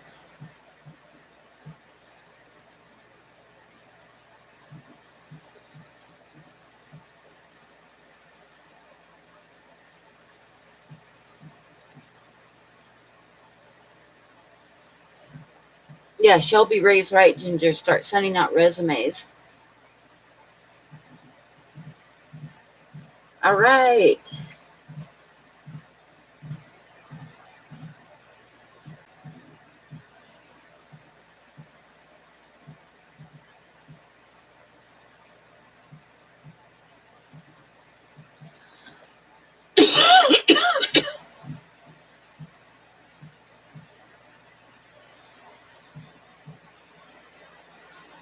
You might be inebriated.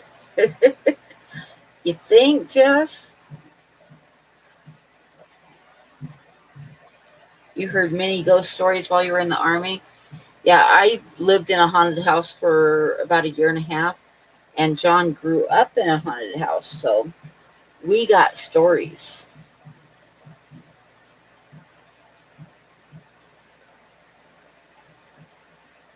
Yep, Dan's got a point. If you can still spell it, then you're okay.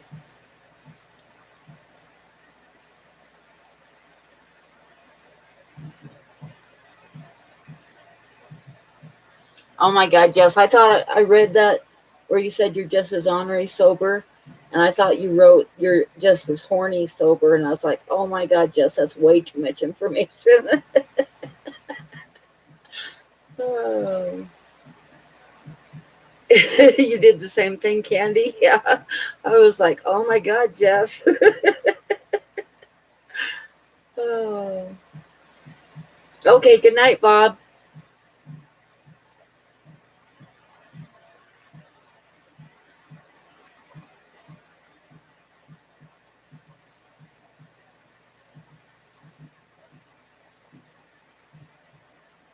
Hopefully, we'll see you on Saturday. I'll be posting it up when we set a time.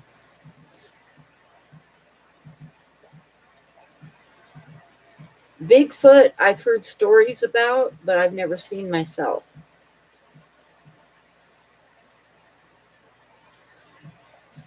So we're going to stick to paranormal with personal experiences.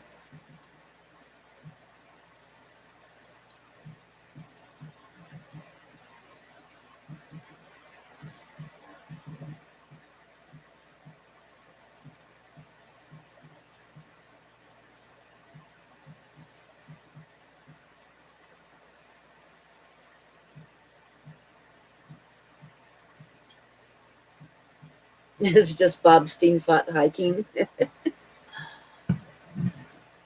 I've read a lot on the subject, and the one that really gives me pause is the Yeti. There's too many stories about the Yeti.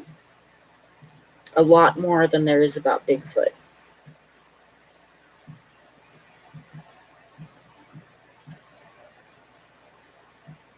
And I read where some scientists had people bring them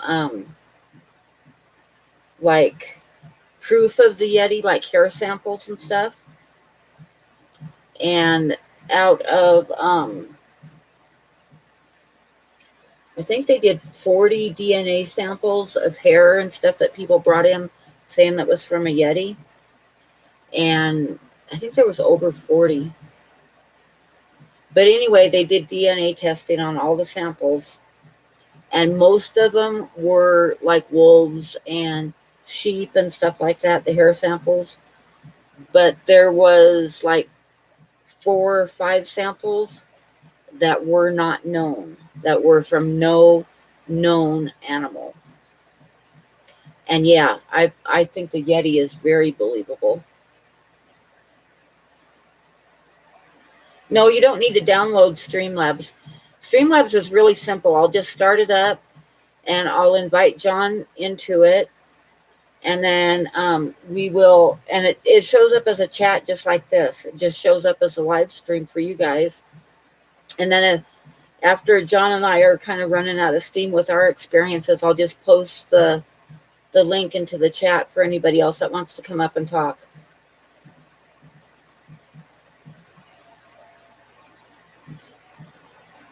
Oh no, Ginger, that sucks. That's very true. The goldfish don't like the heat, and Corys don't like the salt. Icax is pretty good though. Anytime I've had to use it, it's worked really well. And panda Corys are really sweet.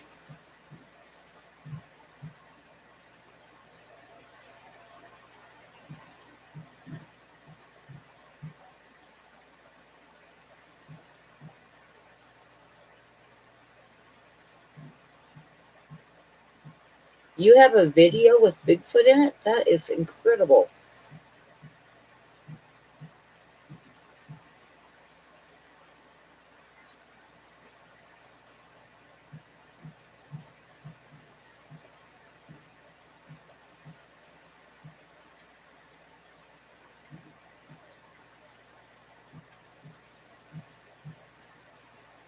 My dad had a theory on Bigfoot that was kind of different. He figured that Bigfoot was like a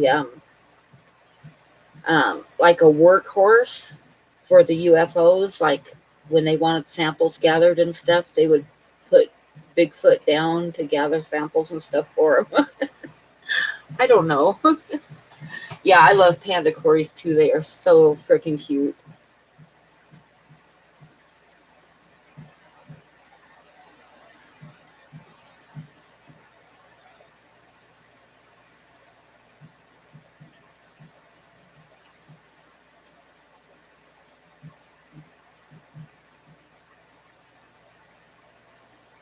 Okay, Big D.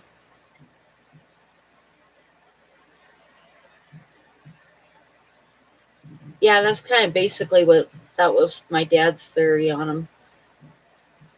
And he said that's why they would, like, nobody could ever find evidence of them, is because they would come down and do their thing and then go back up again.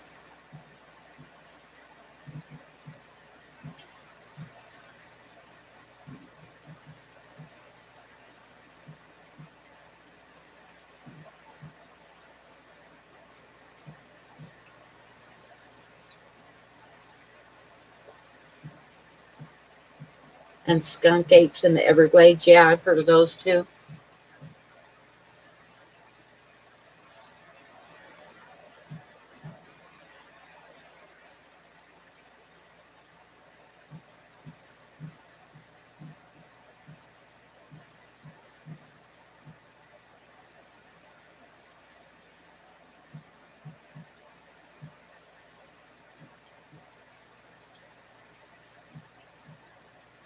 Yep, the black hounds. You're going to have to tell us about the black hounds Saturday, John.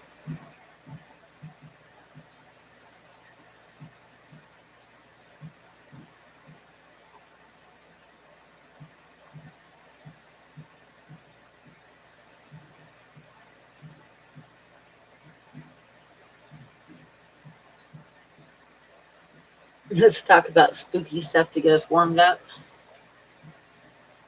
Okay, Cody, son, we'll see you later. Remember, Saturday we're going to do a paranormal live stream.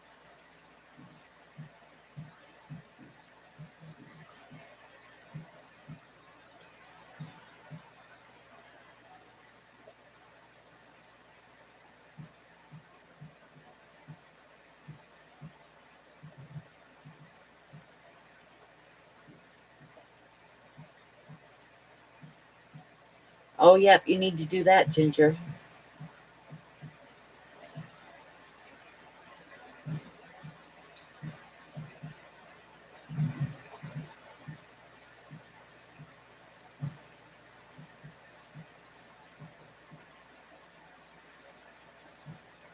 Okay, I'll be right back. I'm going to shut my front door because I've had it open because it was cooler outside than it was in the house.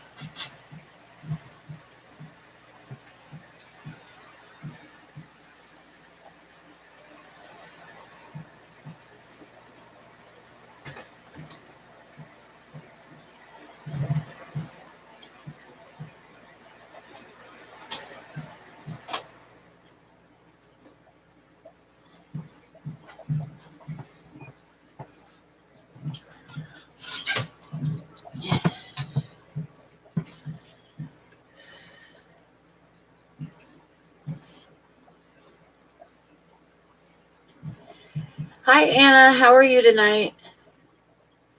Good night, full moon. Thank you for coming in. Yeah, it's been 2 hours. I might shut it down here. Maybe another half an hour.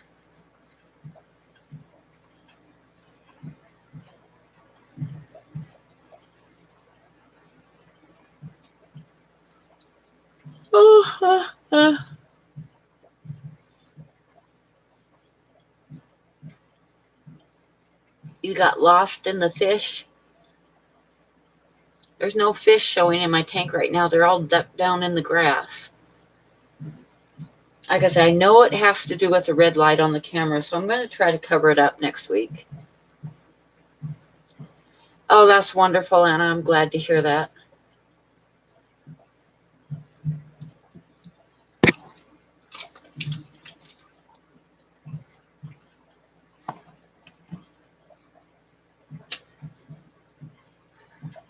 And your vinegar eels are on their way. So, and I've got a video out on how to start the culture and then how to harvest them after a while. So you might want to watch that before you get them.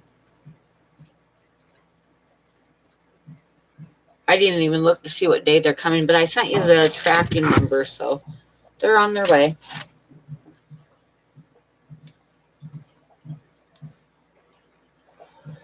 Vinegar eels are a little tiny worm that lives in apple cider, a mixture of apple cider vinegar and water. Okay, good night, Kim. See you Saturday.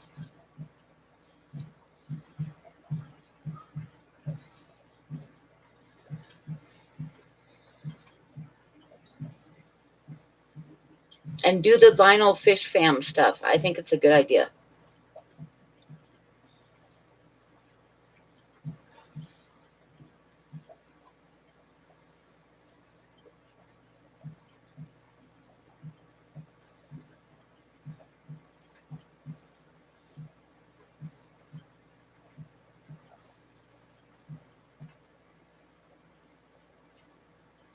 Trying to figure out what you're going to do with all the abuse when it gets there. Well, you're sending a box to me, Dan. If you got extra, you can always throw them in there. Candy, I said it first. Me first. Send me all the plants.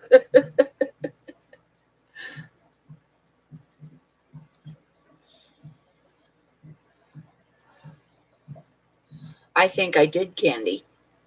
I know I did. There might be a little bit of a lag, but I did say it first.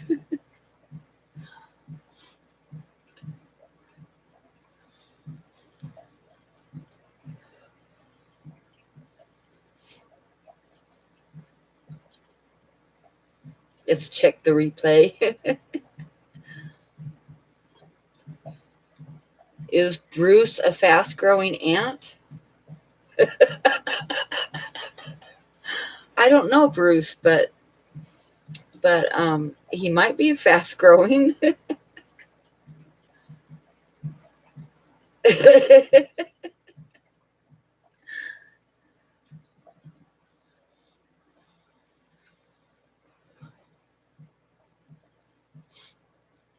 Mr. Fancy Pants.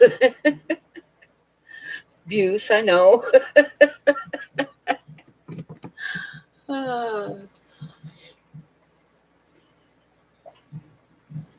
Nice, John.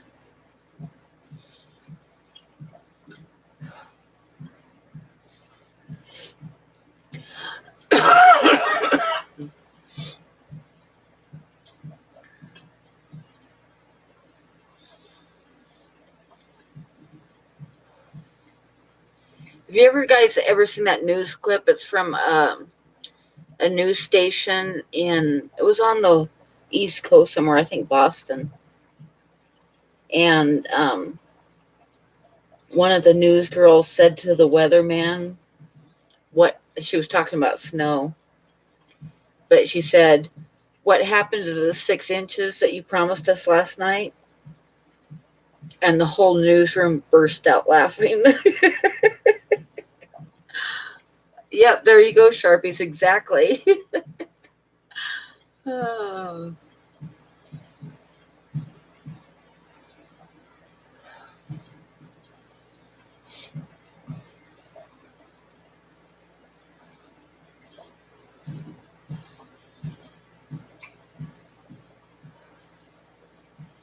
Anyone had experiences with medium or psychic? Jess has. She's got a friend that's a psychic, right, Jess?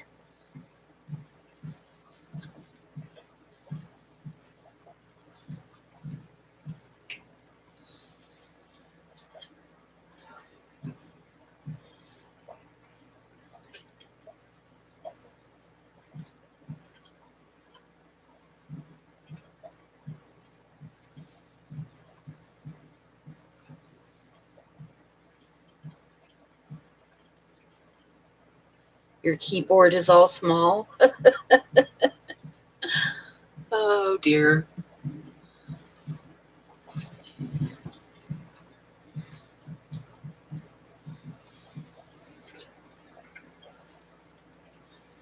You're making t-shirts for 125 each? I don't think so. Unless you meant $1.25, and then maybe.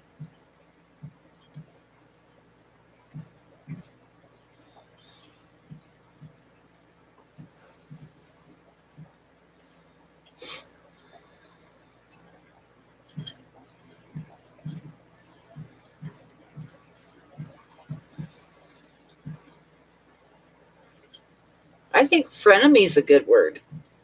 That's a good description.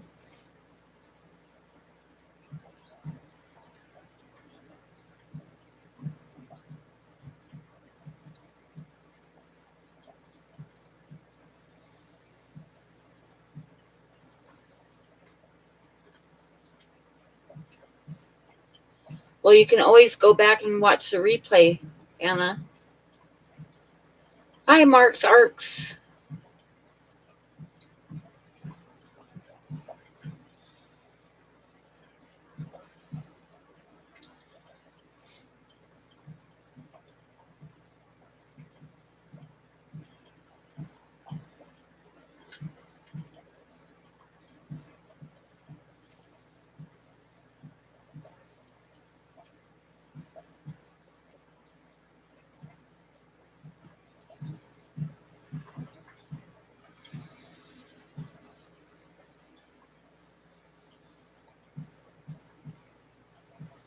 I think, Carson, that you have to be,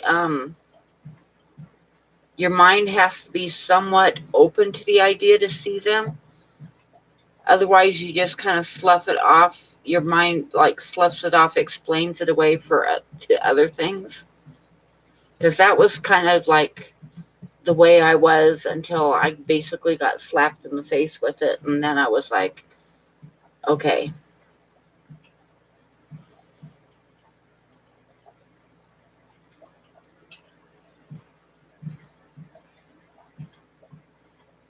And that's true Sharpies, except for shadow figures, I saw a lot. But for a long time, I just like dismissed it as just my eyes playing tricks.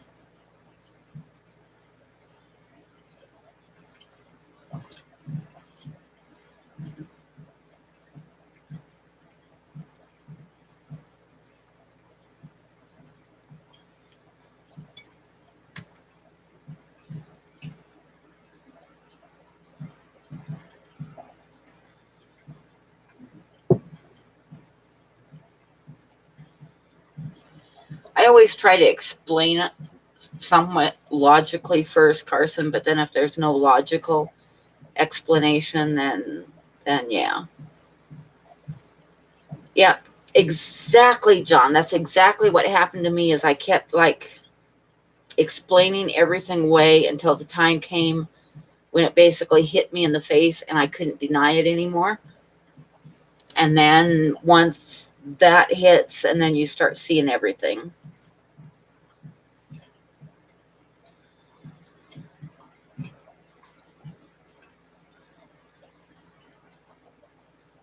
I don't watch any mediums or anything. Actually, I don't watch anything. I don't have a TV.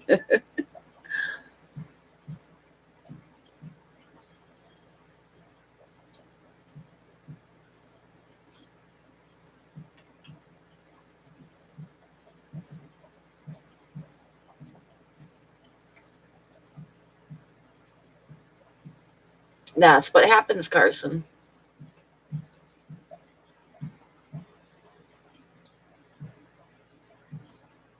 There was a medium on a stream you saw today. Cool.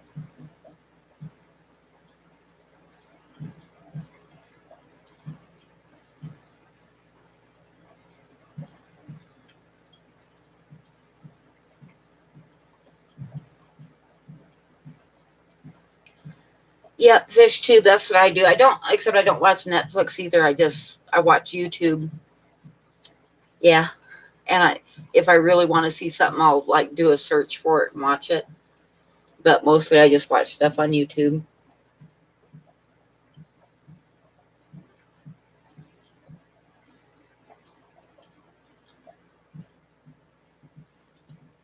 Yep, save your stories for Saturday because we're going to do it Saturday. I'm going to get a hold of John probably first thing in the morning when I get up, and we will set a time.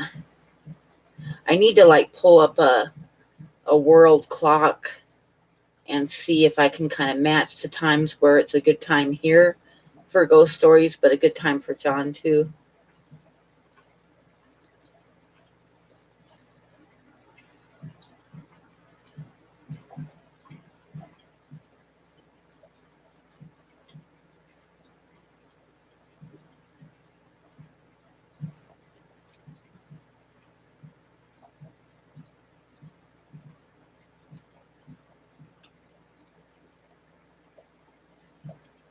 I'm going to have 2 new 40 breeders to set up with plants.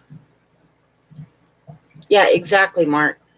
I like how you can interact with people on YouTube, and especially since I'm kind of an introvert and I don't really leave my house if I don't have to.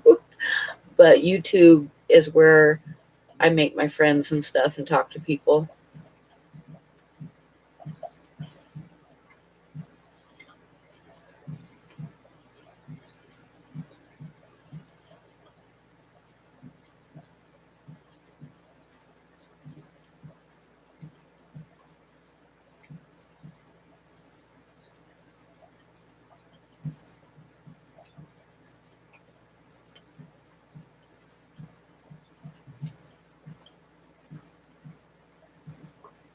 An introverted extrovert. Yep.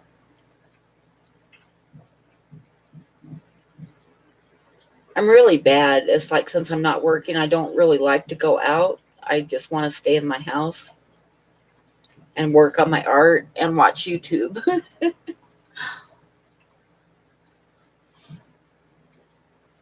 And I've lived in this house for 3 years, and I don't know any of my neighbors right now at all.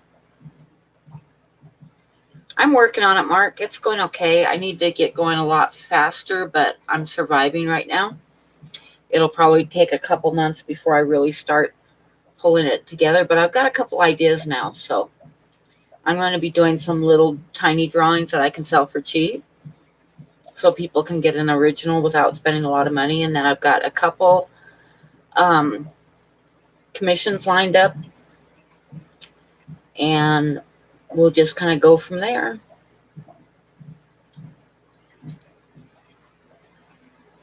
And then I slowly, like as I get drawings done, I need to like sell stuff to get framing done and all that stuff, and at the same time keep my bills paid so I don't like stress out totally.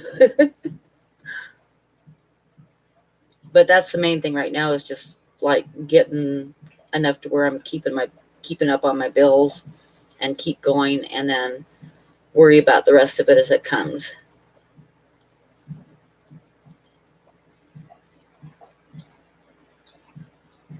Oh, alien's got to go. Okay, bye. Have a good night. We'll see you Saturday.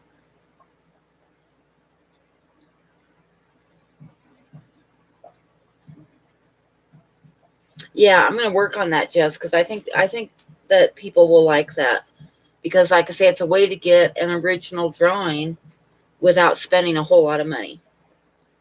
And they're not, like I say, I'm not going to try to do them as miniatures, which is using a little teeny details. I'm not going to try to do that. It's going to be like a regular drawing, but small size, more like a part of a drawing, but able to stand on its own at the same time. I've done them before and it was fun. What I was doing before was I'd sit down and like do one every couple days. It'd take me a couple hours to do one. And it's a good way to keep my drawing juices flowing too. And like I say, it gives people a way to collect some art without having to like go broke.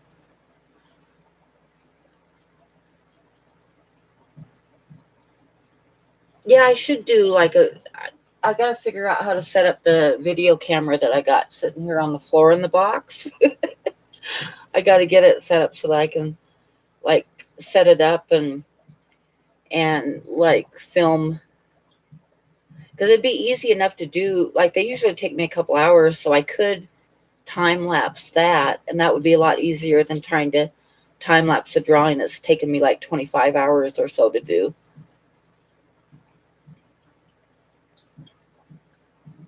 You met the neighbor's cat. No, actually, that cat is a stray.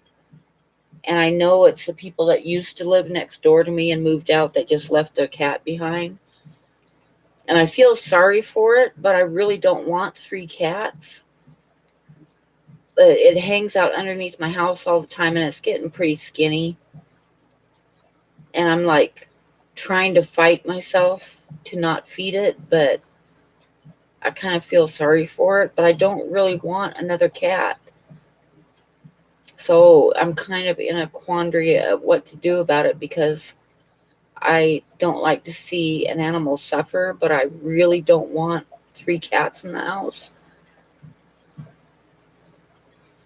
I just get cheap cat food, Jess.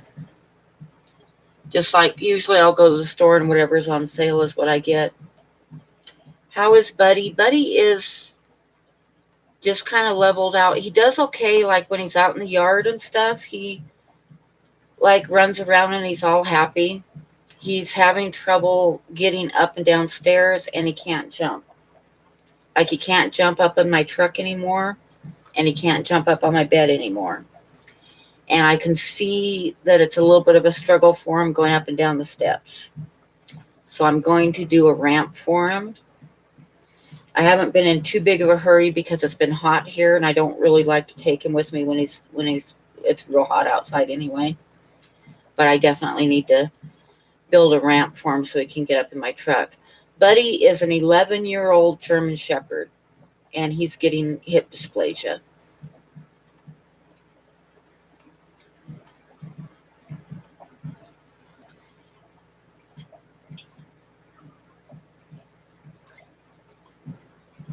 Yeah, exactly, Tampa Tom. It's like, I don't like to see this cat hungry, and it sits outside and cries. But at the same time, I don't have that big of a house, and I don't really want 3 cats in the house. And if I start feeding it outside, it's going to want to start coming in the house. So I don't really know what to do. I don't know what to do. The cat's kind of skinny. And like I said, I hear it outside crying. And if I leave the door open, it will sneak in and grab some food and then run out again. Yeah, Buddy just started this winter getting bad. He was just like a puppy until then. And it is totally heartbreaking, Mark. It's totally heartbreaking.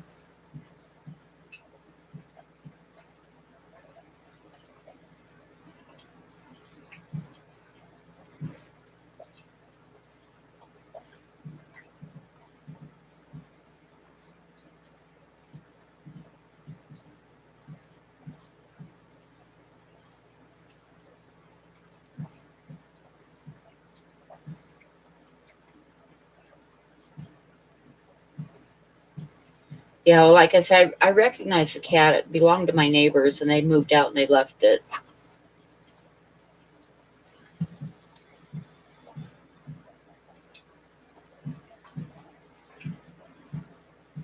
I know, Anna. That's kind of like, I'm kind of torn about it because I really want to feed it, but then I don't want another cat.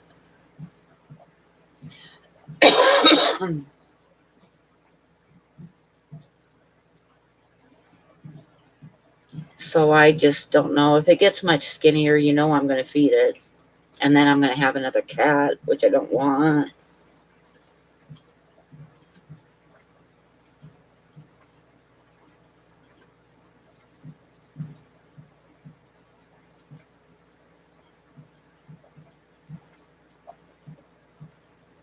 But the cat spends all of its time underneath my house anyway.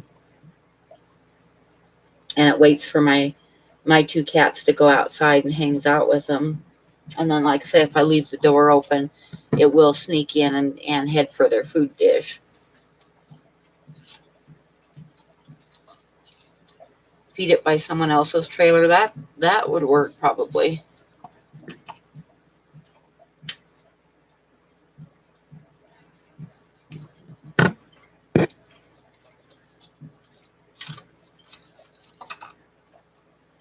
But that's the other thing is, I don't have a lot of money right now. I'm trying to survive, and like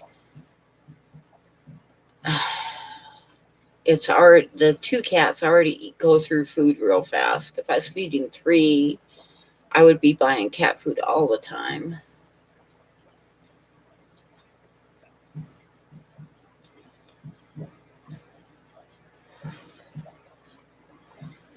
And I don't know if they would do anything, Mark, because it's like this is a small town, and I'm actually outside of town.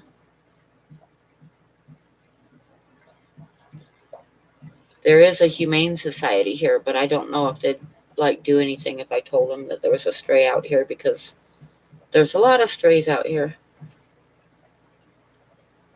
And there's a woman that lives like half a block or so away from me that's a crazy cat lady that takes in all the strays, but this cat doesn't go down to her place at all.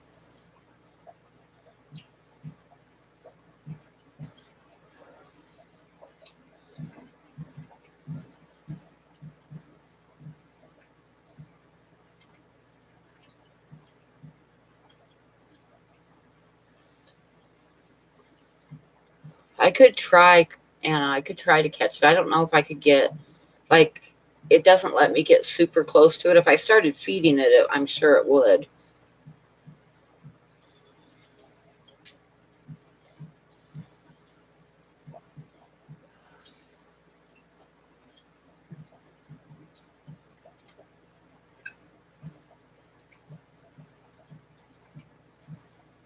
Yeah, this lady's kind of crazy. She has, I don't know, my daughter was friends with her daughter when my daughter was living with me, and she said you couldn't stand to walk in the house because it smelled like cat. And she says there was cats everywhere, all over the couch, all over the counters.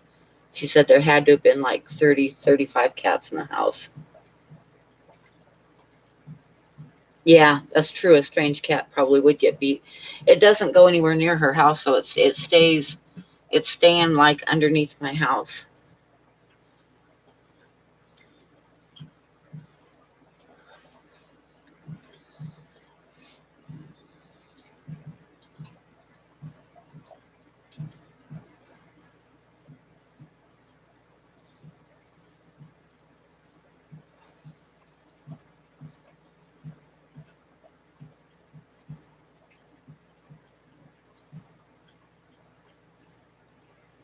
Yeah, my daughter told me that the walk into her house is just like totally overpowering, like the smell.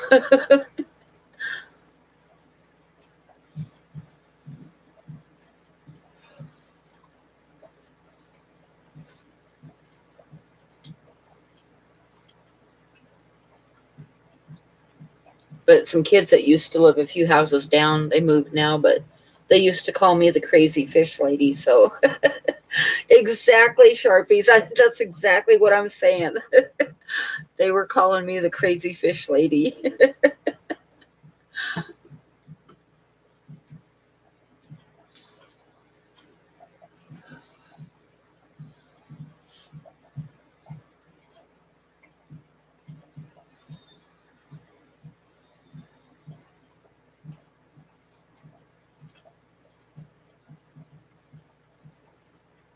This is how cat ladies are made. Yeah, I know. See, that's why I'm trying not to let myself feed it. But I feel so bad for it. Hi, Kevin.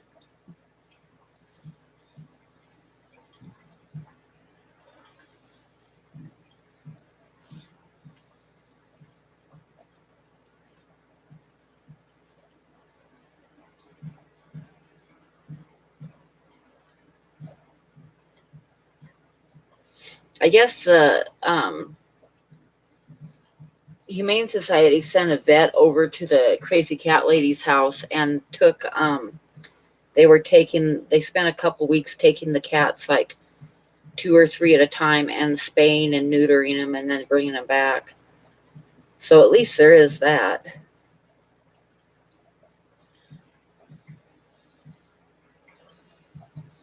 Mosquitoes are everywhere. I had two county trucks go by my house spraying today. Two of them.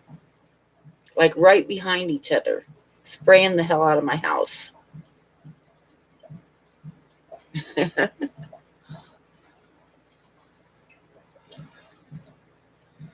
They didn't charge her for it, Mark Sark. That's the thing. They just a vet just came over and like spayed and neutered them.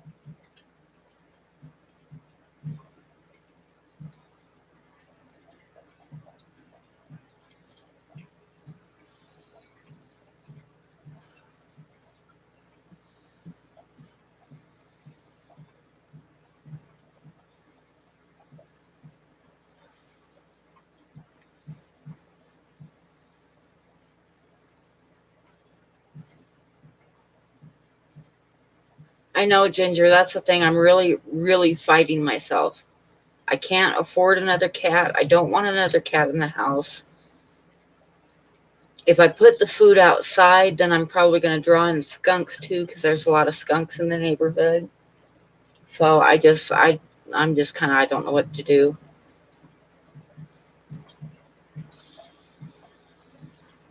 If I started feeding it, I'd have to do it at least inside of my mudroom, and then I'd have another cat.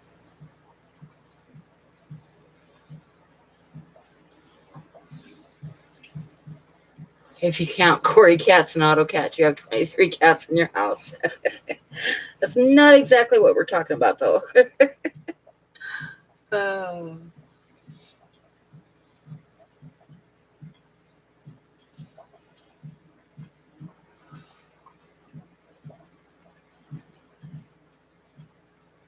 okay, I've got to turn the fan back on because it's hot.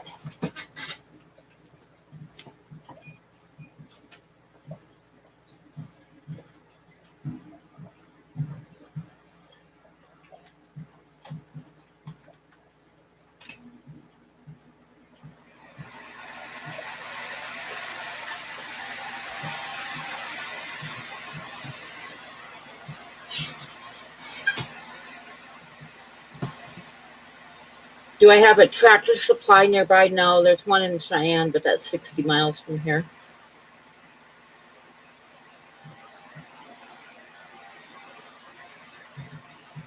I've got 2 cats, Kevin, so I'm not a crazy cat lady yet, but there's a hungry stray cat that's been hanging around actually for the last 6-8 months.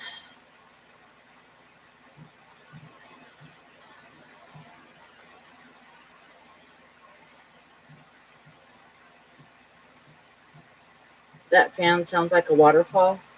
Oh, I know it's loud, but the house is hot, so.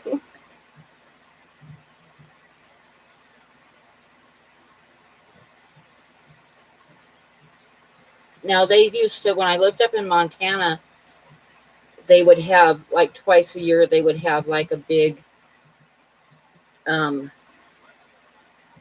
I don't know what you'd call it. They usually did it at the high school, in the gym at the high school, and they would set up with about 5 vets, and you could take your cats and dogs there to get spayed and neutered for free and get their shots and everything. That's how I got Mario neutered when he was young.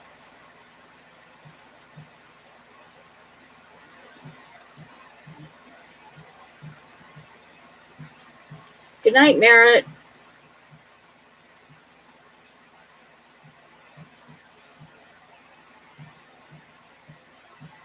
Yeah, see, that's the thing, Ginger, is there's a lot of skunks around here in my neighborhood. And I know if I left cat food sitting outside, I would have skunks. I actually stepped out the door one time and there was in my mudroom, I saw a cat and I was like, oh, whose kitty are you? And then it got in the light a little bit more and I saw the striped tail. I was like, oh, never mind. I'm going back in the house.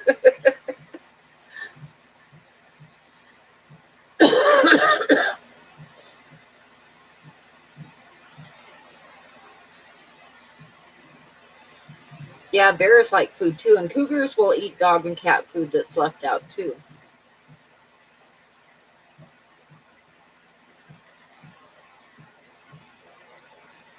Oh, black widow spiders. Yeah.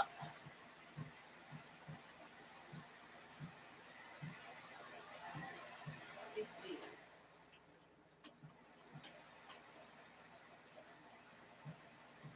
Yeah, that's the lowest setting, so I guess you guys are going to have to listen to the waterfall because that's the lowest setting on the fan. I wonder if they have a cat lady community on YouTube. I bet they do. I've never looked.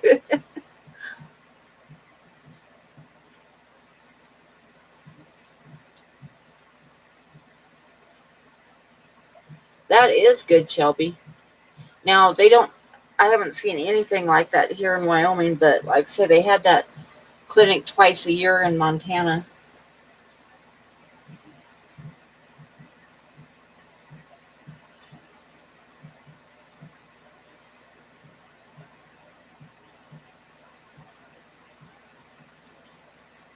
Multiple cat syndrome, yeah.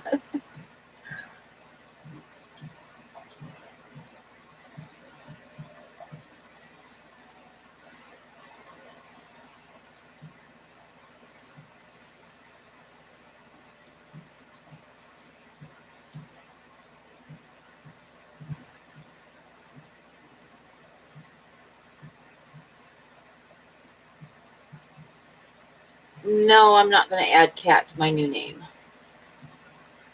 You just sent me a bunch of cat food. How did you do that?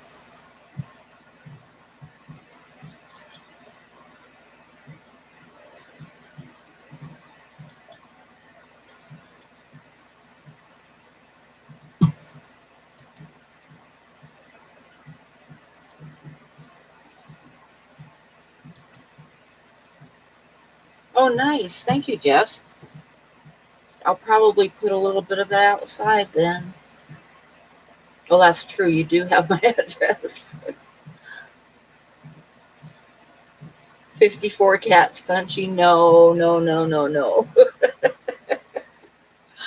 Uh,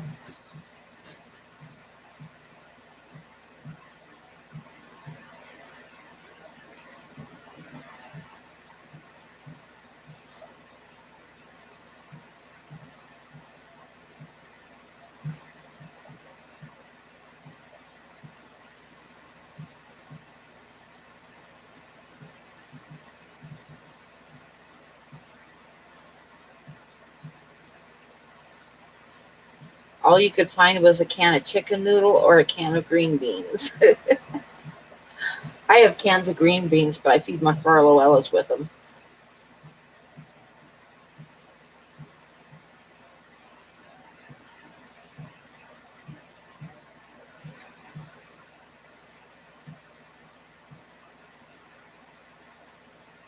You said the shitty kind that your cats like. Okay. I'm not picky. My cats will eat anything, and I'm sure the stray cat will eat anything.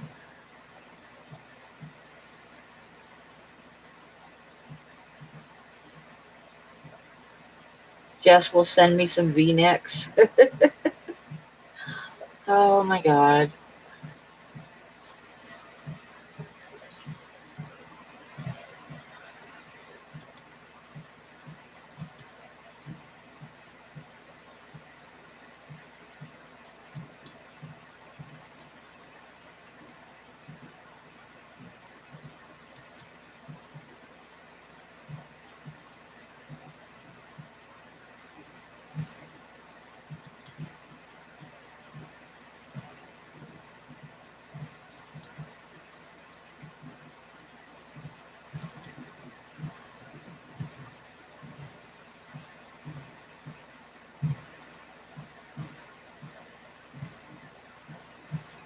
Bristlenose pleco attacked your clown pleco? Seriously? I've never seen a mean bristlenose pleco before.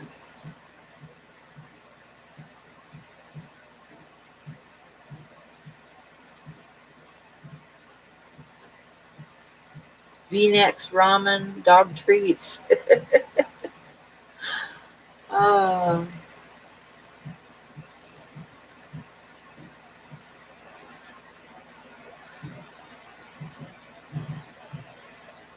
yeah, I'm probably going to feed the cat because it's looking kind of skinny.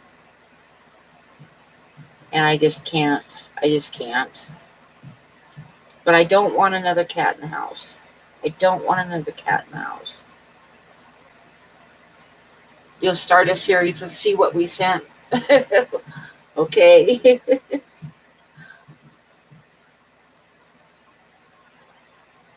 I've been feeding it once in a while just by leaving my door open because, like say, it will come in and sneak back over to the cat dish and eat a little bit, then zip back outside again. I could feed it outside and pick up the bowl 30 minutes later. Yeah, I could try that because, like I said, I don't want the skunks being drawn in. Next week's stream title, I have a new cat. Yeah.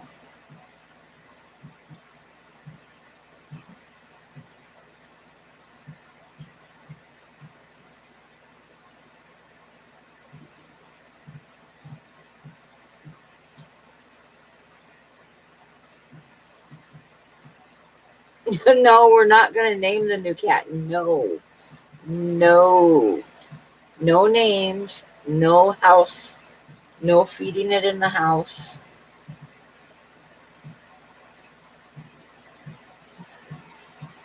It's a girl, it's a female cat.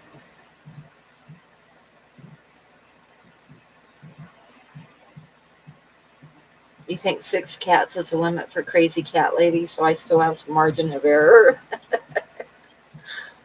uh,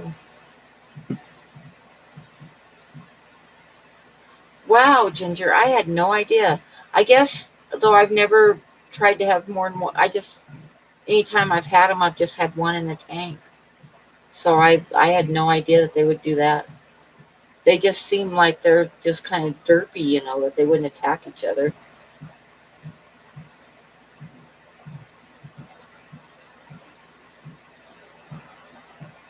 Catty McCat face. Carson the cat. It's a girl, though, Carson. It's a girl cat. You have 5. Yep, so you're safe. Hey, Haley.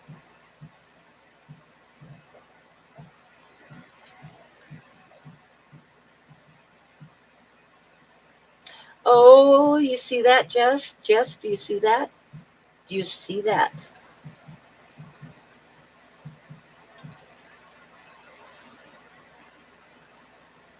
That is exciting, Jess. You're going to have to do a video. Jess, scroll up and read Haley's comment. You're getting your beta. Anyone who wants to help me prank Pam with helpful packages, oh my God, what are you going to send?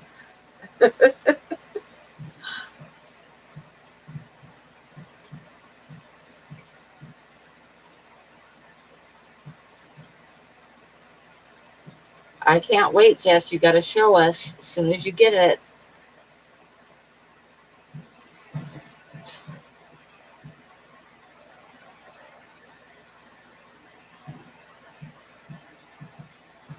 It's adorable. That's all I'm saying.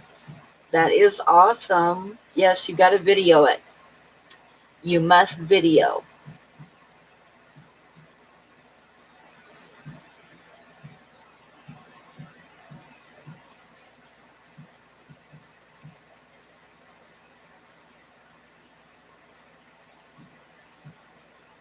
You're going to name it Baby Robin. You can't name it till you get it because they speak to you and tell you what their name's going to be.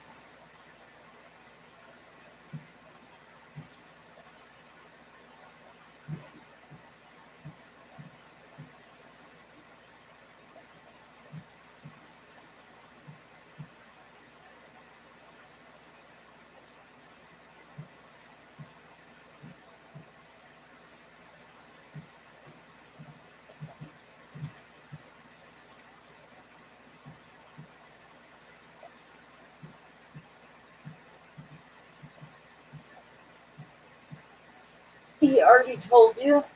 Okay. I'm going to give the rice fish a little bit of food since they're kind of hanging at the surface there.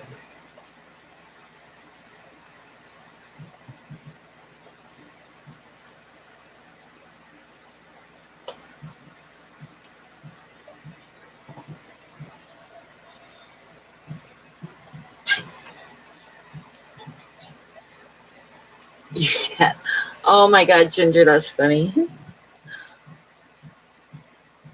That was one of my daughters, Courtney. We had a great big, huge, old-fashioned type Chesapeake Bay Retriever, and his name was Chester. And we had a big dog run for him outside, and he came in the house all the time too. But he was like a gentle giant. Like one time I heard him out in the yard moaning, and like he was in pain, and I looked out the window, and Courtney had him all dressed up with an apron tied around his neck and a little bonnet on and everything. And he was sitting there perfectly still letting her do it, but he was like, it was hilarious. But anyway, what I started to say is Courtney's first words that she ever spoke, my daughter's first words were "shut up, Chester." That was the first words she ever spoke. Good night, Dawn.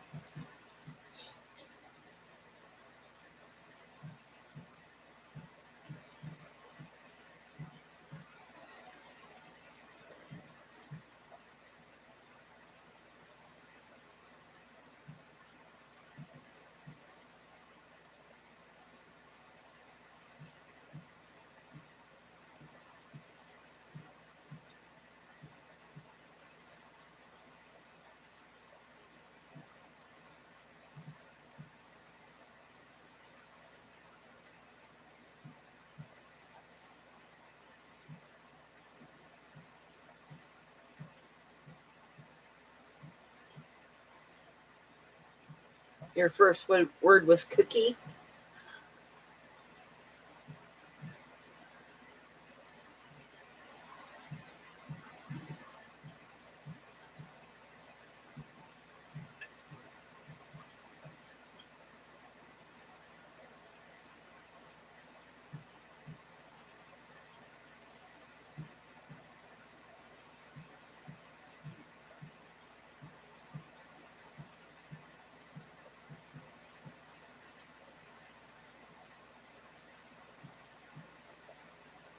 You have some guppies maturing as scissor tails from a tequila sunrise.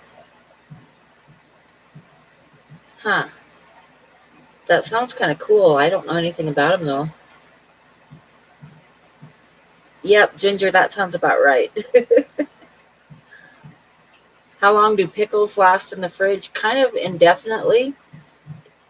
I would think that the worst thing that would happen is it'd start to get a little bit soft. So once they started getting soft, I'd toss them out. But your first word was boobies. Oh my God. Oh dear. Yeah, pickles can last a really long time. I used to make pickles all the time, but I haven't for several years.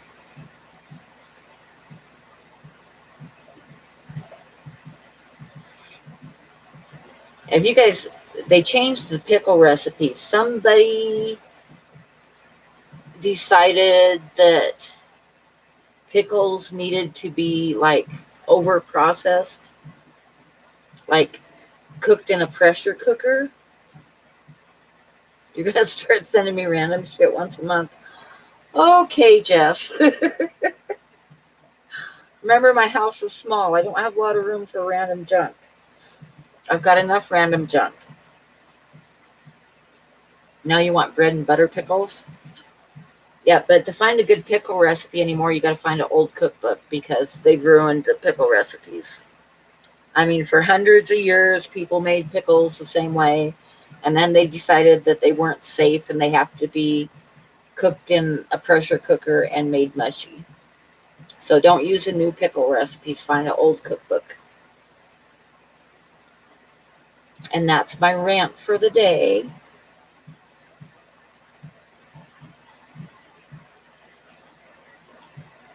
Yes, I know that Peter Piper picked a peck of pickled peppers. No, I can't do mushy pickles. They got to be nice and crispy. Pressure cookers are good if you're making stuff like applesauce, stuff like that, but not for pickles. You You just don't need a pressure cooker to make pickles. I used to make like quarts and quarts and quarts of dill pickles every year. But I haven't had a garden for a long time, so I haven't made pickles for a long time.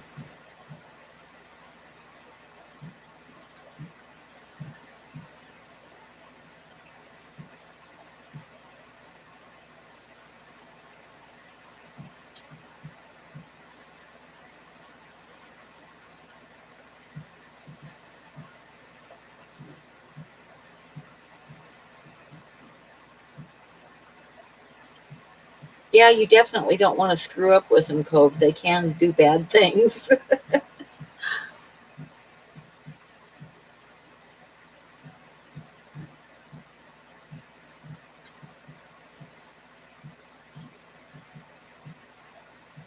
Oh no, you're out of Cheetos. Yep, old-fashioned homemade pickles are good.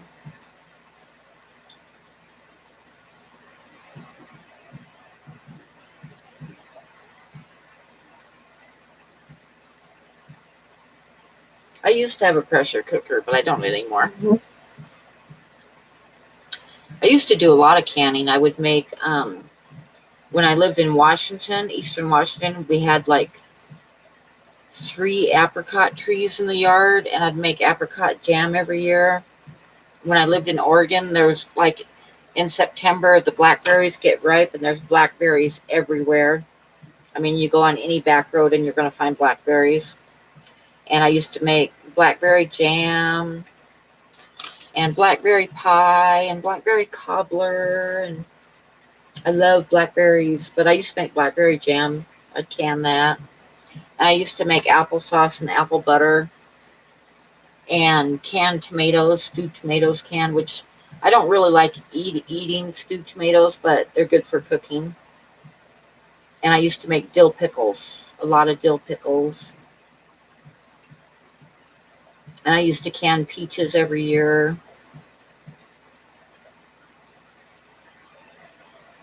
But, I'm single and live by myself, so I don't really need to be doing that stuff anymore. I would have food forever if I started canning food again.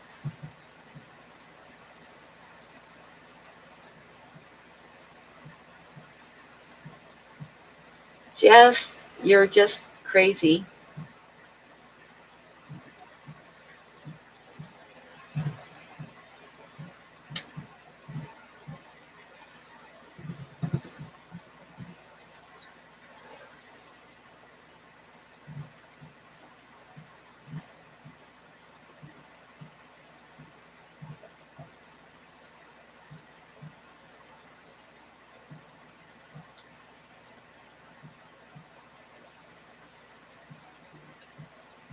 Yep, I bet I'm not the first person to say you're crazy.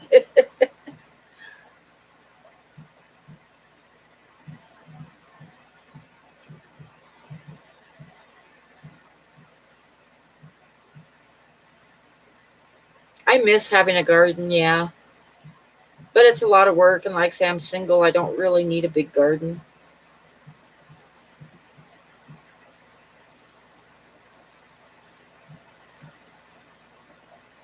When the kids were little, I always had a huge garden. Remember one year I had like a super bumper crop of tomatoes. And we were going to, actually, I was living in Eastern Washington, and we were going to Denver. So, and it was supposed to freeze while we were gone. So I decided I'd better do something with all those tomatoes because, I had a bumper crop of them. So the night before we left, we were leaving at 6 o'clock in the morning. And the night before, I stayed up until 2 o'clock in the morning, and I made salsa with all those tomatoes. I cut them up and made salsa. So I had like a bunch of peppers and stuff too to make the salsa. And I got a recipe from a Mexican lady that I knew. Good recipe too. But anyway, so I'm staying up all night, cutting up tomatoes and peppers and making salsa.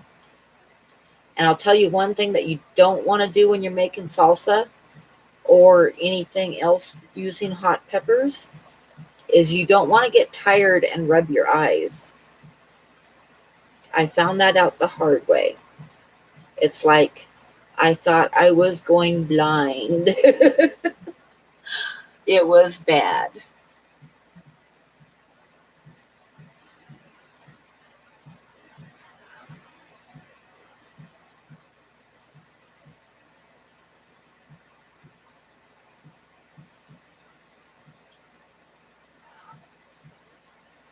Yep, I did it. I rubbed my eyes, and it was instant pain and tears flowing, and yeah,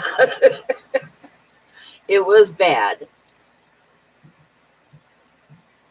No, I won't. I haven't done that since. I learned my lesson. Oh, that would probably be bad, John. I can imagine. Uh,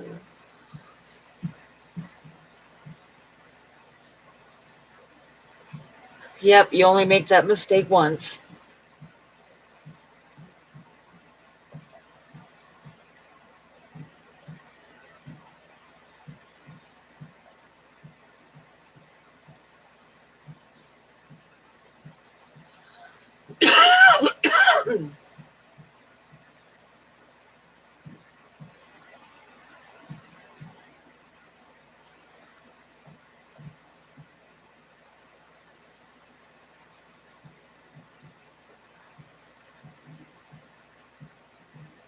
That's why most decent people wear underwear to avoid chilly burns.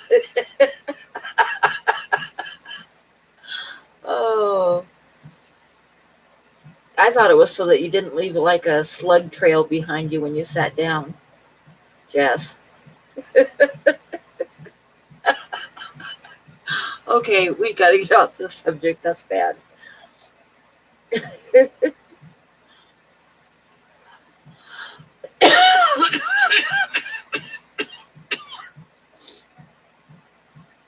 So, what should we talk about now?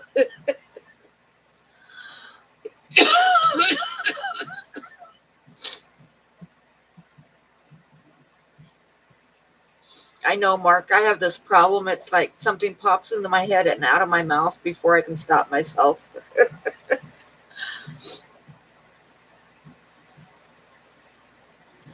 Yep, that took a left turn. They're kind of out. You notice they're still sticking like to the surface of the grass. So, yeah, it's kind of odd because they used to like swim all over the place. But like I say, I think it's a combination not having as many in the tank and then the red light on the camera. Because they don't, when the camera's off, they're all over the place.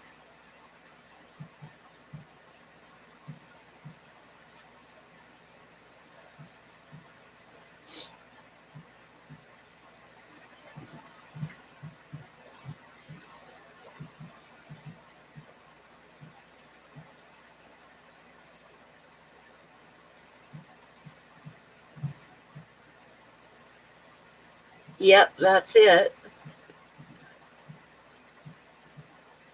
But yeah, they're out now. They're all over the place. But you notice they aren't swimming up. They're staying like right down close to the grass.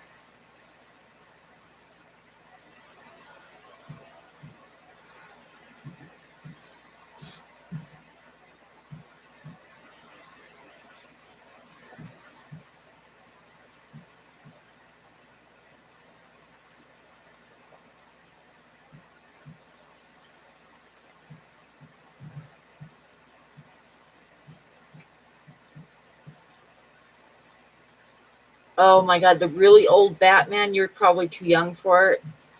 When I was a kid, the old Batman show was in black and white, and they would do stuff like they would be climbing, Batman and Robin would be climbing a rope with their teeth, and Batman would stop and tell Robin, "This is why you brush your teeth every day."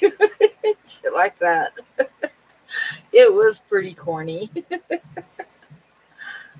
Uh, Pow, yep, yep. They had the cartoon pows. Yeah. Big D knows. Yep, a life lesson in every episode.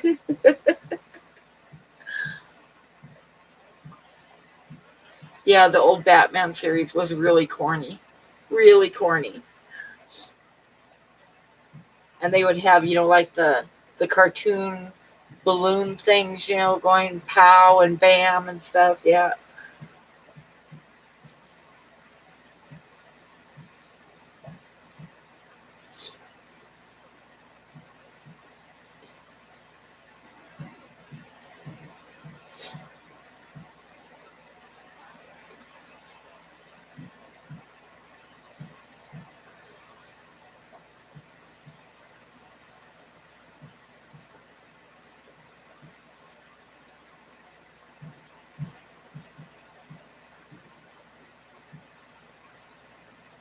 You can hear the song, na na na na na na na, Batman. I told you guys about the lady in the hotel room, which is what I always think about when I think of the song.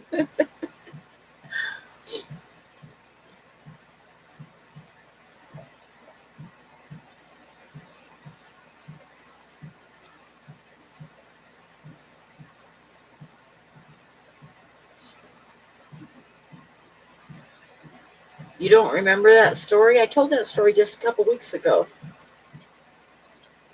It was in the newspaper when I lived in Eastern Washington.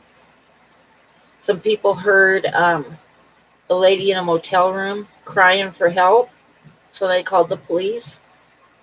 And the police got the hotel manager and they opened up the door. And here was this lady, like buck naked, tied to a bed, spread eagled, naked. And her husband was laying on the floor beside the bed, unconscious, dressed in a Batman outfit. Because he had evidently stood on top of the dresser and made the leap and missed the bed and hit his head and knocked himself out. So, like, for months after that, every time my husband came to bed, I'd go, na na na na na na, na Batman. Oh, but I told him he would have died because I never would have called for help. I would have died before I called for help. No way in hell.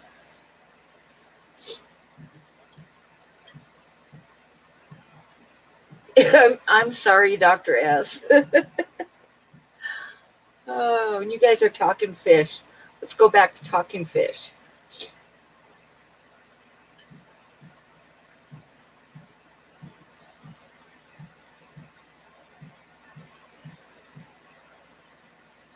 Oh, I used to love Foghorn Leghorn. I like that cartoon. When I was a kid, it was like Bugs Bunny and the Roadrunner, Foghorn Leghorn. Does anybody else remember Deputy Dog? Yeah, I know. We got to keep it fishy, Jess.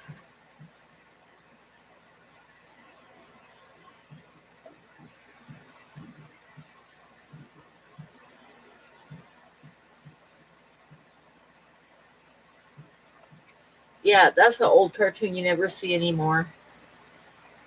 We go, oh my darling, oh my darling, oh my darling, what's her name?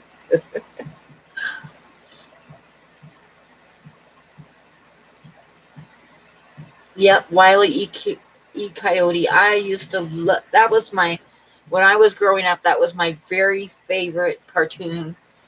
Was Wiley Coyote, the Roadrunner cartoons. I love those. Oh yeah, I remember Chip and Dale and Tom and Jerry. Yep, those were a little bit newer than the old Bugs Bunny cartoons.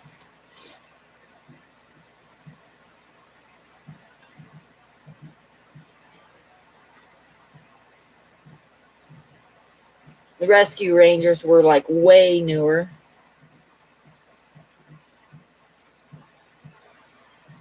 When I was a kid, there was the Bugs Bunny cartoons and um,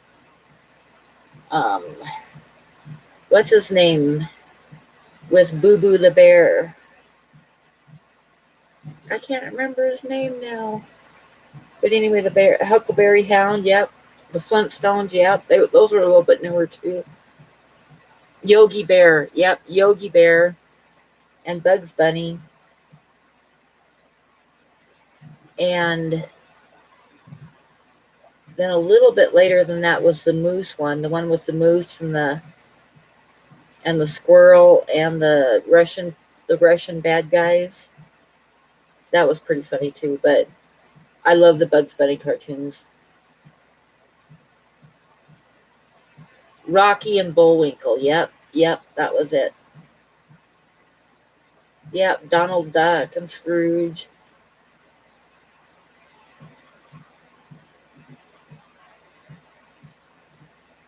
You're gonna tell whoever wants a bear drawing that I don't even know who Yogi is. Oh dear. I just had a brain fart for a minute, Jess. It happens to the best of us. Remember, I'm 64 years old. I'm allowed brain farts once in a while. You're gonna get a t-shirt?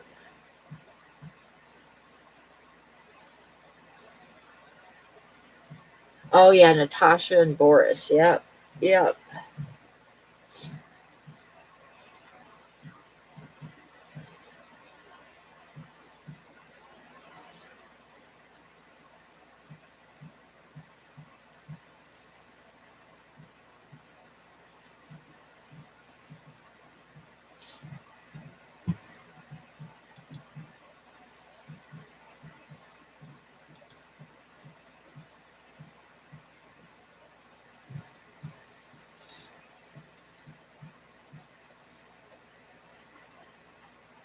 Oh yeah, shit, I'd forgotten all about Dudley Do Right. I remember him. Oh, the dog with the big glasses. Yeah, he was cool. He was pretty cool too.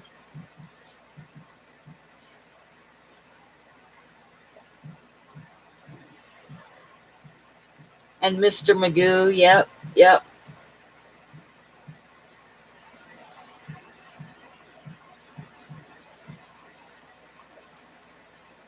But like I say, the Roadrunner cartoons were always my favorite, though.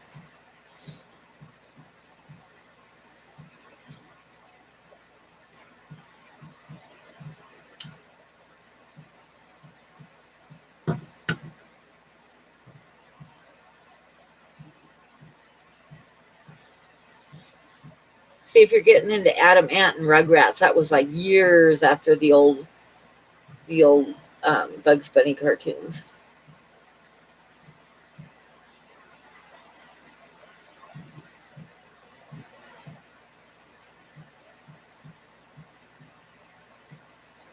Yeah, the Mickey Mouse cartoons. I got a hold of some tapes that I gave my kids. They were the old Bugs Bunny cartoons that were in black and white, or Mickey Mouse cartoons, excuse me, the Mickey Mouse cartoons that were in black and white, and Mickey Mouse looked entirely different. And some of them were really kind of racist. I don't think they would show those on TV anymore.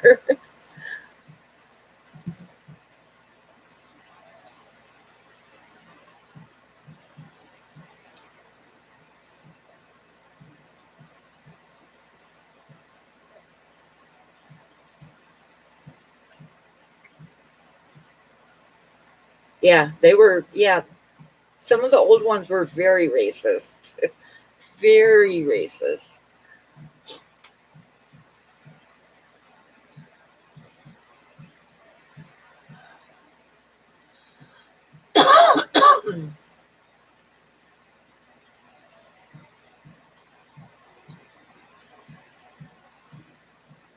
You did, Jess. That's cool.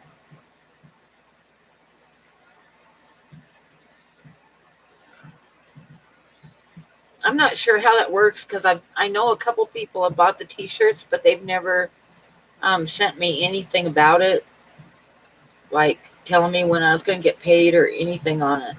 So I'll have to wait and see.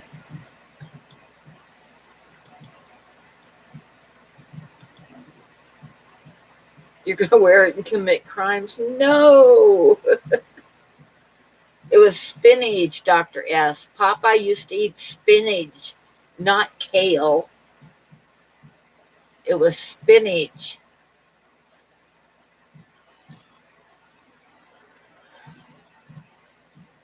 I know, kale. Good grief. Kids these days.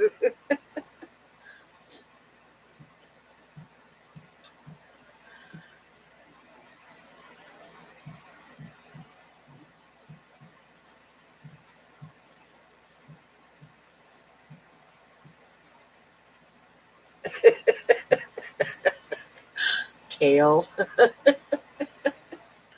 Oh, dear.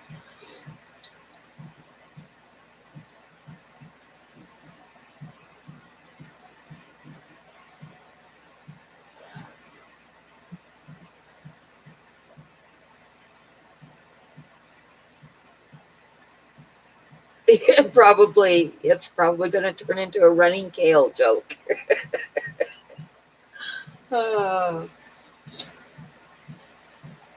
Because I eats me kale.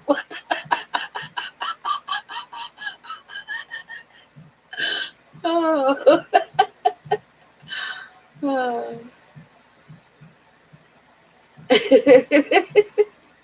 Jess.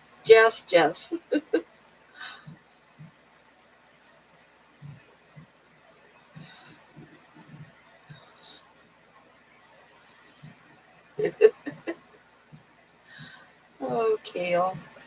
That's going to make me laugh all night.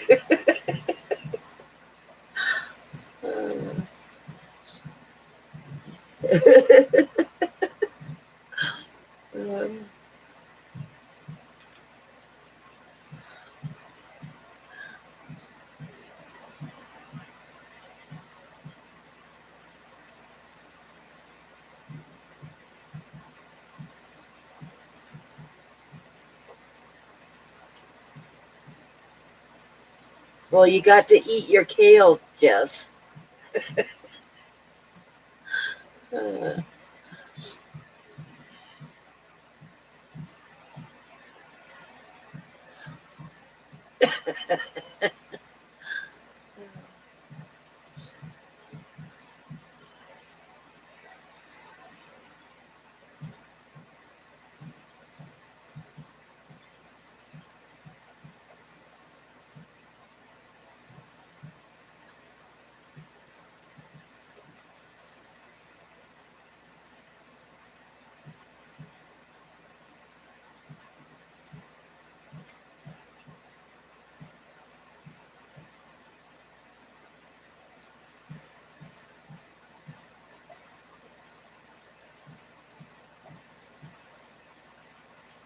oh, you got scratch cards? I used to get scratch cards when I lived on Cape Cod. They don't sell them in Wyoming. I don't want to remember the worst things I've done when I was drunk.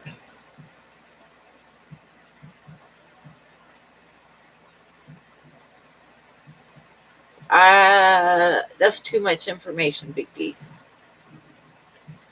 We don't want to hear about you getting lucky all day.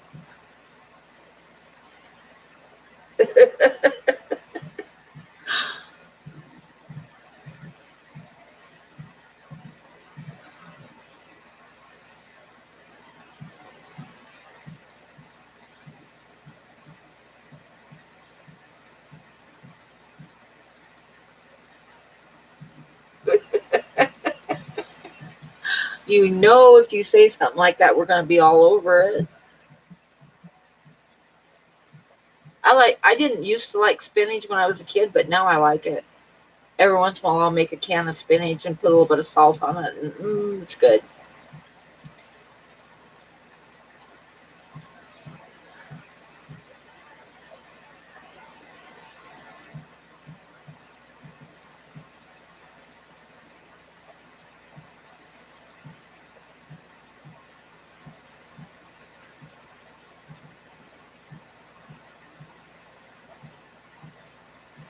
Oh, spinach, yeah, spinach on pizza's good.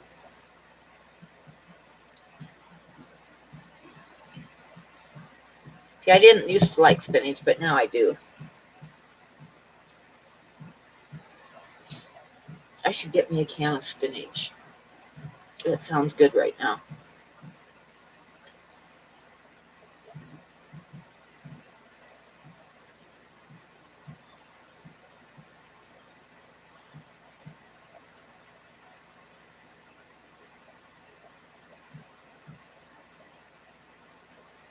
I like fresh spinach too, but I like canned spinach too. Okay, good night, Mark. I think it's probably about that time. It's been a little bit over 3 hours.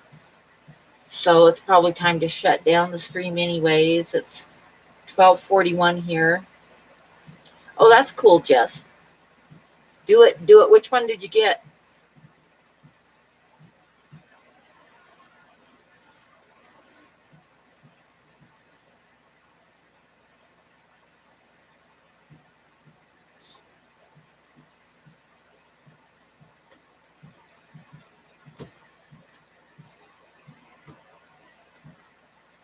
Oh, the blue one with the big bear. Cool.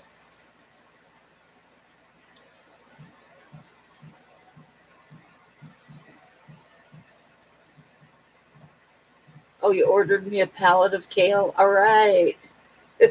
I don't like kale. Uh,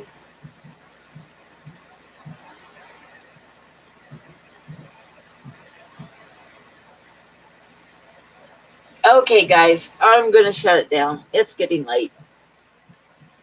So we will see you all Saturday. Saturday. John and I will set up a stream for Saturday. You're going to go live? Okay, I'll probably bop over there for a little bit. Good night, everybody. You'll throw in a pallet of seaweed? All right. Okay, good night, everybody.